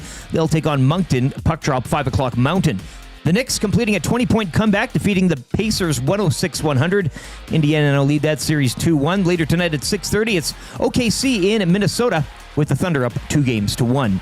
Jays continue their road trip as they open a 3-game series at the Rangers this afternoon. First pitch 2:05. Toronto swept over the weekend by the Rays following yesterday's 13-0 loss. Sports Update presented by Selly's Sports Bar and Lounge with wall-to-wall TVs, daily food and drink specials. It is the place to be for every Oilers game. Every day is game day at Selly's Sports Bar and Lounge.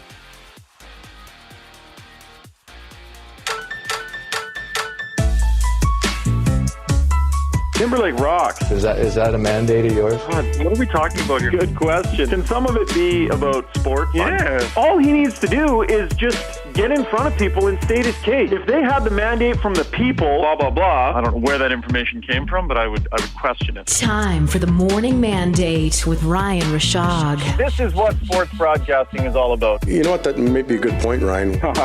You broke the story, Ryan. Rishaug is one giant 6'2" pile of Charmin. All right, we got the wrap for William Huff still to come as well, and Ryan Rishaug is going to join us right away here from TSN, and obviously the Got Your Back podcast, Got Your Back, available on all podcasting platforms, and I think he just finished up with Ray and Dregs, and we have to probably start with Dreger, I guess, because... which he brought up. I didn't even know. He brought it up. So let's bring in Ryan Rishaug this morning.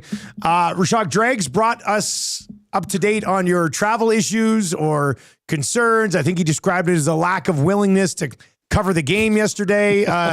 What exactly happened, buddy? I need to not be on the same day. Yeah, we should probably move you. We didn't even bring this one up. He times. He just threw you under the bus when he was leaving. We're like, bye, Dregs. He goes, oh, wait a second. I got to tell you this. Missed the game. Missed the game and no excuses. I mean, I could run you through a whole bunch of this and that and what happened and, you know, weather in Denver and circling overhead Denver in a storm for 2.5 hours and being rerouted to Grand Junction and having to land there and sit on the tarmac for 90 minutes and refuel and then circling over Denver for another hour, getting in at 1 a.m. What was supposed to be a 2-hour and 10-minute flight was 8 hours. Missed the connection overnight in a super sketchy hotel in Denver. Like, I could bore you with tales of all of that. But bottom line, I did not get back to town in time to fulfill my duties yesterday. And there's no excuses for that. Is on me. Not good enough. Not good enough. Was that scary in the storm, Shoggy, or what? Yeah. So I'm not really a nervous flyer generally. I'm pretty good. But Denver's a nightmare. And so you see the storm down below you. You're looking out the way, and there's this massive storm. And there was a guy sitting in the seat across the aisle, and he was some sort of, I don't know, air traffic, something or other. He had this app on his phone, and we all had Wi-Fi on this flight. So he had this very accurate map. And we were all talking while we're up there, and he's like, yeah, look, you can see the storm. So he shows you the storm, this giant storm. Jeez. And then he's like, these are all the planes circling right now, waiting for a chance to land. There was like 25 planes all in the vicinity, and you can just see where all the flight paths are. Oh, no. And you're like, oh, my God, I do not want that level of detail. I don't want that. And then the pilot's like, so, we're continuing to circle above Denver here, but need to go get some fuel. So we're going to reroute to Grand Junction, and we're going to go land there. So he tells us we're getting low on fuel. So now, and we see all the police, shows us his map, all the planes start heading toward Grand Junction, which is a small airport. We circled an hour over thinking we're low on fuel over Grand Junction before we landed there. So like by the time we landed in Denver, and we landed in a storm, so it was a sketchy one, you could have said to me, Ryan, there's a plane right there, and it's going to land on your street in Sherwood Park. You can get on it and go. I'd have said no. I was done. Like, my nerves are fried. I'm done flying today. So it was one of those ones, boys. It was just, not a great one. Was the hotel ended up being scarier than the flight? Or how was that? Yeah. As we just discussed on Ray and Dregs, maybe some. That's one of those ones where you empty your luggage outside and shake out all your clothes and stuff because you're wondering if you got some passengers that you picked up. Oh, no. Well, I mean, but the whole world got stuck in Denver, so everyone was gobbling up hotel rooms, so you just get what you can. Anyway, we made it work. Well, I'm glad you made it for us this morning. That worked out well. Yeah, there's obviously lots to discuss coming out of this game. I mean, where do you want to start with the first star, Stuart Skinner, or do you want to talk about McDavid, Nuge, and Hyman having the games that they had? Well, why don't I start in a different spot? Because those are obvious ones, and they're very important, and we will talk about those. But maybe, and I'm not sure if you guys have discussed this or not, there was a little maneuver Chris Knobloch made in that game, and I loved it. I thought it was really, really smart. And it's, again, one of those things where, we all think we know the game pretty well. And so between games, we were like, hey, what do we think he's going to do? And we talk about ideas and stuff, and we have a sense, well, maybe he'll move this guy or that guy or whatever. Every once in a while, Knobloch does something where you're like, yeah, okay, he's thinking it in 3D chess a little bit here compared to the rest of us, right? I would point to the construction of that Draisaitl, Kapanen, Podkolzin line and saying, go shut down Jack Eichel, and how well that worked and how much it tapped into Leon Draisaitl and such. Smart move where you're like, I never thought of that. That was, wow, smart. Well, last night, the Oilers are leading by 2 goals heading into the third period, right? Worst lead. And part of the issue is you always end up sitting back trying to protect that lead. What does he do instead? Puts McDavid and Draisaitl together, goes nuclear. And the message that he sends to everybody by doing that is, go get it. We're not laying back here. Because when does he put those two together? He puts those two together. Tough spots usually, yeah. When you're in a tough spot and you need a goal. When you're that sends a signal to everybody. There is going to be no laying back in this third period. Throws the big guns together. They go out and set the pace. And guys, rather than a comeback from Dallas, look at the way that game ended. They buried them because they kept their foot on the pedal.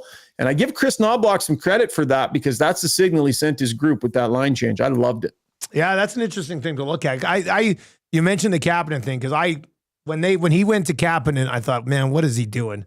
We all did. Ever since then, I have not doubted. No, and we don't even really talk about any possible line changes because we're it doesn't matter. Like whatever we say does not fly because this guy has a great pulse on what his team needs right now, and I think you see that as he continues to get even more comfortable in his second playoff run with this team. Yeah, for sure. And like even going back to I can't remember if we discussed it on your show when I was on, but the idea behind that move was less about, Kapanen was coming in, but it was less about that. To me, it was more about how do you tap into the proper parts of Leon Draisaitl, right? Because if you guys recall, Draisaitl had, by his standards, a down couple of games, and he was maybe forcing it a little bit, getting on the wrong side of the puck defensively. And so by doing that, he sent Leon Draisaitl the signal, like the part of your game that we need more is the defensive side. So he challenges him because Leon Draisaitl's not going to want to lose that matchup against Eichel.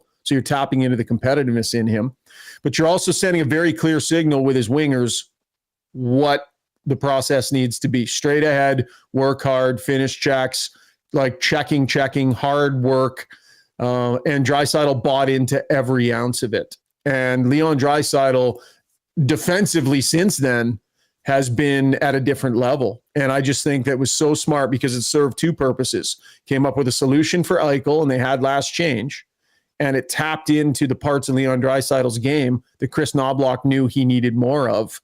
And it was really, really smart coaching. So little things here. Knoblauch is finding little ways to push buttons that not everybody sees. And I just think it's some really good coaching happening. Well, Ontario Momes chimes in, and he makes a good point too. That's because we all scoff and get annoyed at the constant line juggling during the regular season, but it's in there that he finds out and finds ways that work for times such as these.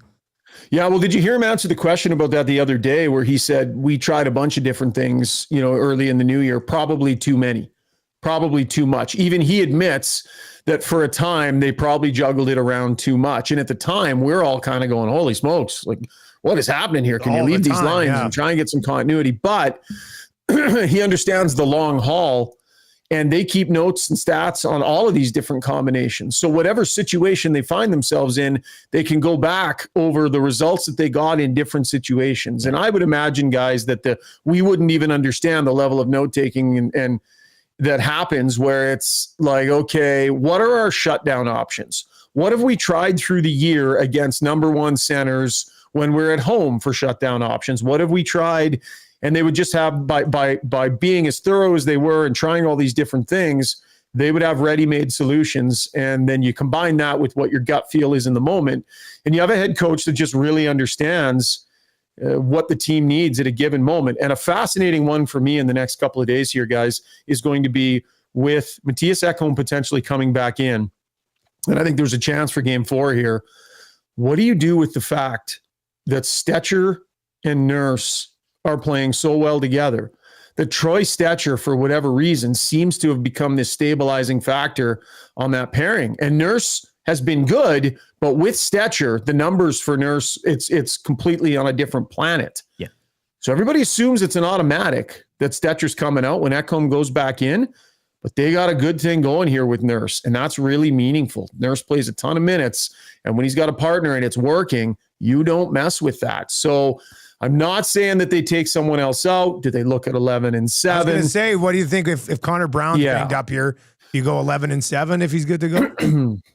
Yeah. So they've got a couple of things to consider here. Number one, if Ekholm is healthy and the doctors are saying more rest doesn't matter, you want to get him in and you want to get him going, because if the Oilers make a Stanley Cup final, you don't want Ekholm's first game to be in a Stanley Cup final against Florida, the hard-charging Panthers. You want to give him a few games to get his footing underneath him, right? So you definitely have to consider that. If the doctors are saying, yeah, the more time he gets, of course it's going to be better, then you go, okay, maybe don't rush him into this series then, because the pairings are working and the Oilers are doing well. So then there's the don't rush him school of thought. And then there's the school of thought 11-7 because of what happened last time he came back. The Oilers don't want to find themselves down to 5 defensemen if it doesn't go well and he has to pull himself. But then also, this team is great when they roll lines, so you don't want to mess with 4 lines. So I'm going to be fascinated to see the way Chris Knoblauch handles all of these little intricacies with Ekholm's potential return and which way he goes. Ryan Rishaug with us on the show this morning. So how much of a killer was it when you're Dallas, you pepper Skinner in the second, you're thinking, okay, you know what? We might not have been able to tie this thing, but we'll head to the third period, just down 1. And then McDavid gets that goal late in the second period. As far as big moments in the series go, that one's got to suck a lot of life out of the Dallas Stars. Yeah, there are moments in series and they feel like they're game-changing, right? So think about that first round. Might have been the review, maybe. Yeah. That's the big moment. A little bit. I mean, Boost keeping the puck in. Excuse me. When they could have cleared it out there too. Yeah, exactly. That's awesome point on that one. So there's that. There were 2 moments in that game. The missed call on the over the glass for Kulak was huge.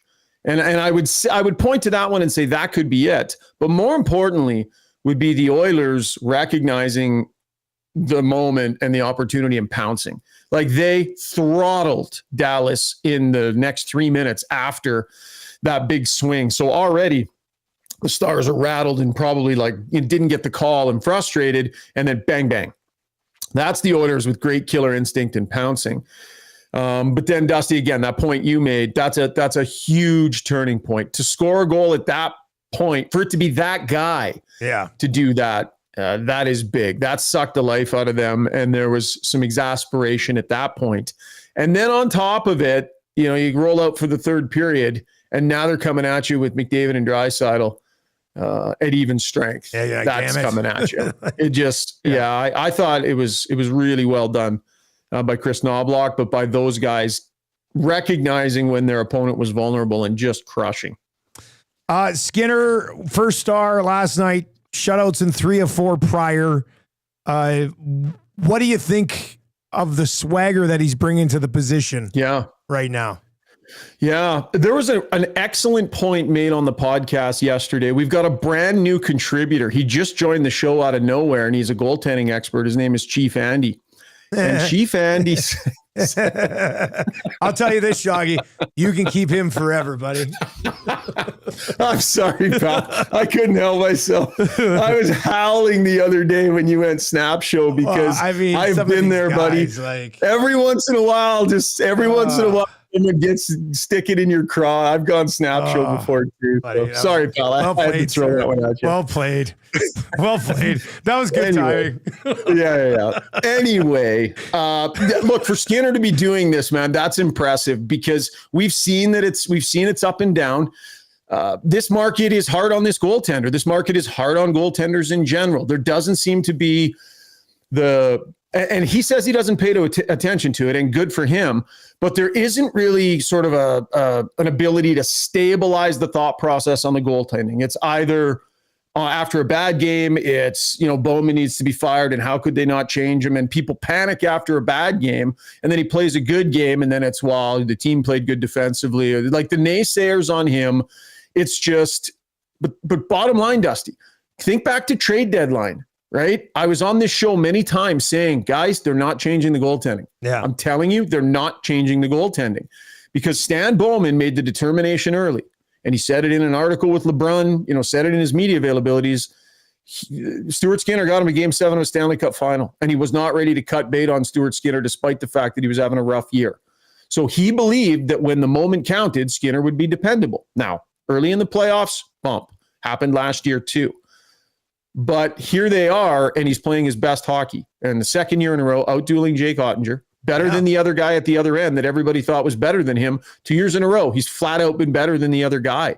So I think Stan Bowman deserves some credit for standing pat and having the confidence to stand pat at the position. And now here the guy is getting the job done. Shoggy, good stuff, buddy. We appreciate it, man. You bet. Sounds good, boys. Are you going to be able to make your next post-game show? Is that the thing? Well, if I can't get from Sherwood Park to the rink, I got another significant issue. By the way, I was stuck on the Henday in the weather. It was tough. Yeah. What was that? I rerouted myself to a hotel. The weather was terrible. On the Ryan Dregs chat, like Dregs, all of his chirping, you need to understand his presence, who this person really is. So this is the fourth one of these pictures we've gotten. So Dregs got himself a meat slicer a few months ago. Nice. Okay. I like that. Constantly on the Ryan Dregs chat, we get crap like this. This came in at 6 a.m. This picture comes in to the chat and it says, "Good morning, freshly sliced chicken, 10 out of 10. That's who we're dealing with here. The guy is ancient. It's hey, older people need hobbies, Shoggy. That's just how it works. He's the guy that he'll be sitting there texting on his phone and it's like click, clack, click, clack, click, clack, click, clack, click, clack, click, clack. Like you can hear every letter. He has the sound up on his texting. Yes. His font is all probably this big. Too. Huge font. And when a text message comes in, it sounds like a ringing phone. It's like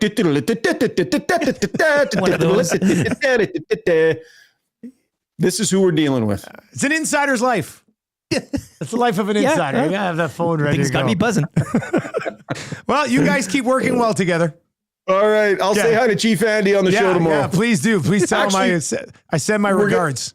And we're going to do an off day episode tonight. So if anybody wants to tune in, we'll be on about 8 o'clock Mountain Time tonight. Beauty. Have a good one then, man. All right. See you guys. That's Ryan Rishaug. I think we found out who Chief Andy is now. I mean, it's Dreger with his phone. It is that piano one. Hey, every time he gets a text. I just don't understand why I get that there's haters, but when 3 shutouts in 4 games, I mean, I think you can give him a pass for a little bit. Not when you're so invested in an opinion. I know. You I can't get be wrong. Like it's Hey, buddy. The world is flat. When you get invested in opinion, you got to ride that thing out. Sure. Yeah. But it's talk a little. Yeah, I just MJ LeBron maybe if you. That's the thing. You're on that. I mean, you're wrong usually about it, but I mean, you don't back down. Yeah, but I honestly, I had there's some people who are like, Dusty, it was an abuse of power to block Chief Andy, and then I had other people email me saying that was the best thing you ever did. Oh, so I am not apologizing for blocking Chief Andy when, I mean, he's infuriated our staff here for a long time. What was the point in which you really was there a word or a string of sentences like this is what something had to have gotten this is what frustrates me so much about the conversation. Like we talked the game that Skinner led in those goals. What do we came on this show the next day and said, boy, that 4th goal he let in was shit. Like it's not like we were trying to justify. So to me, you need to be able to accept it when he plays amazing. And some of these guys, just like, okay, he's had the best 5-game stretch in Oilers playoff goaltending history. And there's just like, yeah, well, wait till the next one. Yeah. Why not just say, yeah, he's playing really well right now? And there are a lot of people who have critiqued and have also come back and said, you know what? I was wrong. And we see them, right? There are people.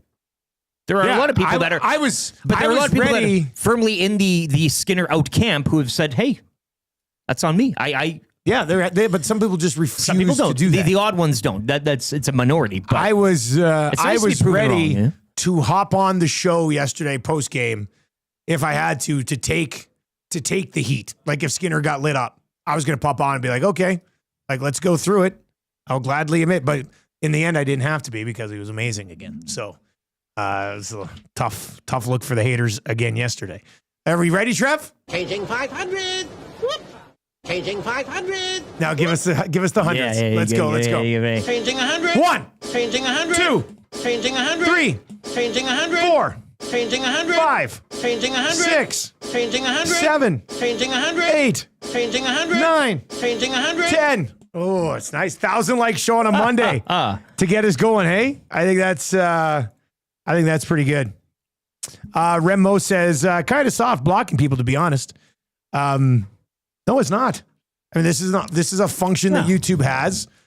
If you're going to only ever come in and ruin the chat for everyone else, I would rather you know many hardcore AM nasties will tell me like I can't even watch the post-game show because the chat just gets so ridiculous, even after wins sometimes. So, I mean, this is a function that we have. This just in, there are also people who are extremely over the line rude to us on the text line that have been blocked as well. Like, if you want to have an opinion, it's 100% fine. But my God, the same thing over and over and over again, even when the guy is playing well. That was his 3rd shutout in 4 games.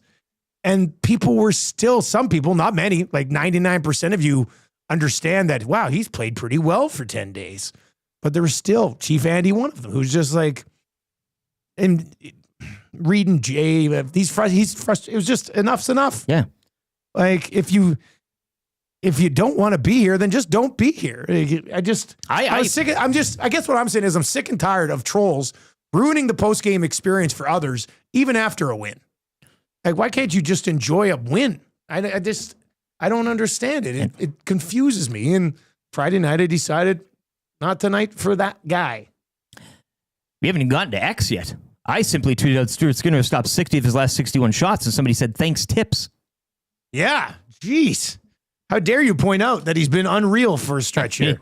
How dare you point out that in a period where they needed him the most, all playoffs, he stepped up huge. Yesterday afternoon. My bad. We've had a lot of debates on Stuart Skinner. And Chief Andy, we've read his messages a million times. And the guy has 3 shutouts in 4 games. And he was still in there to talk trash. And you ruin it for everybody else. And a lot of those people who are so happy after a win will be in there after a loss and be criticizing Stuart Skinner. And that's fine when he deserves to be criticized. But to talk shit about him when he's been that good for that long, I don't even know why you would want to be in the chat that night be that guy. When people who are in there want to be celebrating. It's a celebratory mood. It's a celebratory atmosphere. It's kind of, I don't know, it's weird. All right, so let's dive into the wrap here for William Huff. If you want your place to look as good as ours, right here. Just like our office, it looks terrific. Bruce and the team over at William Huff, they've been doing it since 1952. What did we learn on the show today, boys? What did we learn? Well, I'm just, this is coming over the bow here. I guess maybe it was breaking news. Oh, and they've already taken it away. Damn. There was a Yoast piece up on tsn.ca main thing about their power play. The Oilers? No, the Leafs. No, there wasn't. Yes, there was. Like at the top? The main, now it's Shapovalov and tennis, because of course that's going on, but they had we're taking a deep dive. Yeah, well. I learned that we got a couple good Stuart Skinner songs. Yeah, at least. We're going to play them both right now. I'm sure there's a few others in there. As the sound of the day, hey? Why not? Let's do this today.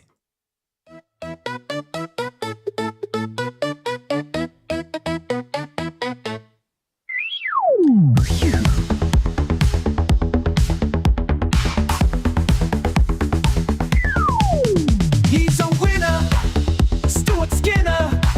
Get on your feet, he can't be beat. He's a winner, Stuart Skinner. Oh, what a treat. Get out your seat. The haters went silent, they've got nothing to say. Real fans are on their feet, applauding his play. He's locking it down between the pipes. He's just shutting the door every night. Other teams, they don't know what to do. So say it with me, his name is Stu.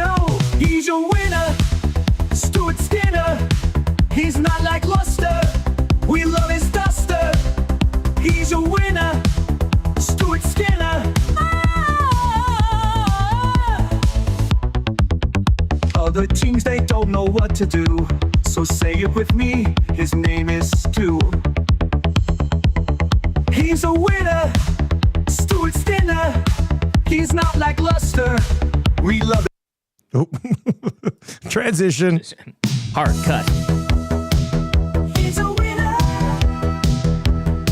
Stuart Skinner. Get on your feet, he can't be beat. He's a winner, Stuart Skinner. Oh, what a treat. Get out your seat. The haters went silent, they've got nothing to say. Real fans are on their feet applauding his play. He's locking it down between the pipes. He's just shutting the door every night. Other teams, they don't know what to do. So say it with me, his name is Stu. He's a winner, Stuart Skinner. He's a winner, Stuart Skinner. Other teams, they don't know what to do. So say it with me, his name is Stu. He's a winner, Stuart Skinner. Who's a winner, Stuart Skinner. Oh, I like that one better, to be honest. It's grown on me. Yeah, Like, they're both. very I really like them both. in that Keanu Flex appeal type. Yeah, of, that one. You could definitely do more of a. We need the music video. Video on that one.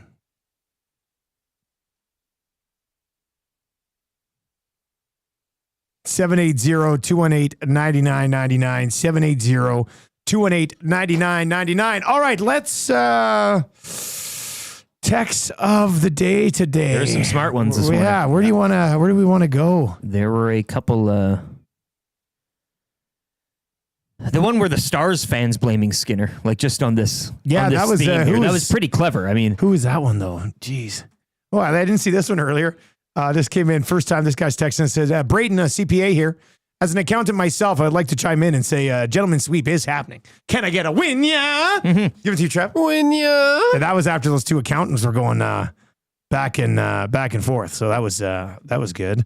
I like the one that came in earlier in the day today that had that thing about me and his diary. And very big of him to share a diary entry. Yeah, to share a diary was it entry. one of the many accountants that chimed in today? No, he was a high school teacher. Oh, yes. Remember? Sean right here. Let's go. It's not going to win a text of the year, but I liked it. He mixed in McNuggets here too, which is interesting. Fellas, what a game yesterday. Dusty, if anyone ever says they don't believe that you said the series is over after game one, they simply have to read my diary entry from the day after the game. Dear diary, today I ordered 6 chicken McNuggets and magically got 7. And Dusty said that the Oilers are going to win the series even after the Oilers lost last night. Best day ever. Yeah. Sean, the high school teacher, who's probably teaching in class right now. Yeah, he's probably teaching other headmaster, future adults. And let's not forget, you did pick them to win the Cup first as well last summer. This goes all the way back to your original prediction. Look, I know it's been like a super pumped up show today, but Florida does very much concern me. Sure. Like, Florida's really good. They've also, they just won it. Yeah. Who has the best drive and story to them right now? And it has been throughout the entire postseason. Yeah, there's nobody you can argue that wants it more. They're playing like it. We'll set up tomorrow's game bright and early, 6 o'clock right here. We'll be live from Popeyes. We live from Popeyes tomorrow, so that should be that should be a lot of fun. All right, that's going to do it for the Nielsen Show. We've got the Hangout coming up. What do we got here? We got Maddie. We got Tommy. Benny. Yeah. Is Murray McCord okay? Yeah, I thought Murray McCord's usually in Merman, the Skinner victory lap. This is a big Skinner moment for Murray McCord. I thought he'd be in today for sure. All right, anyway, the Hangout is coming up next. I'll be back to the Lock Shop at 11. Oil Stream at noon today. EST afternoons from 1 until 3. And the Reed Wilkins Show from 3 until 6. If you have not yet hopped on our play of the day today, it's under the EST specials tab over at playalberta.ca. It's the early bird bet. Panthers to win, Barkov a point, Verhaeghe a point, plus 190. Go cash that with us tonight over at Play Alberta. For YouTube, Trev. He's a winner. Lieutenant Eric. I'm Dustin Nielsen. Thanks for the 1,000 likes today. Tell your friends about Edmonton Sports Talk. Fun's just getting started. Take it easy.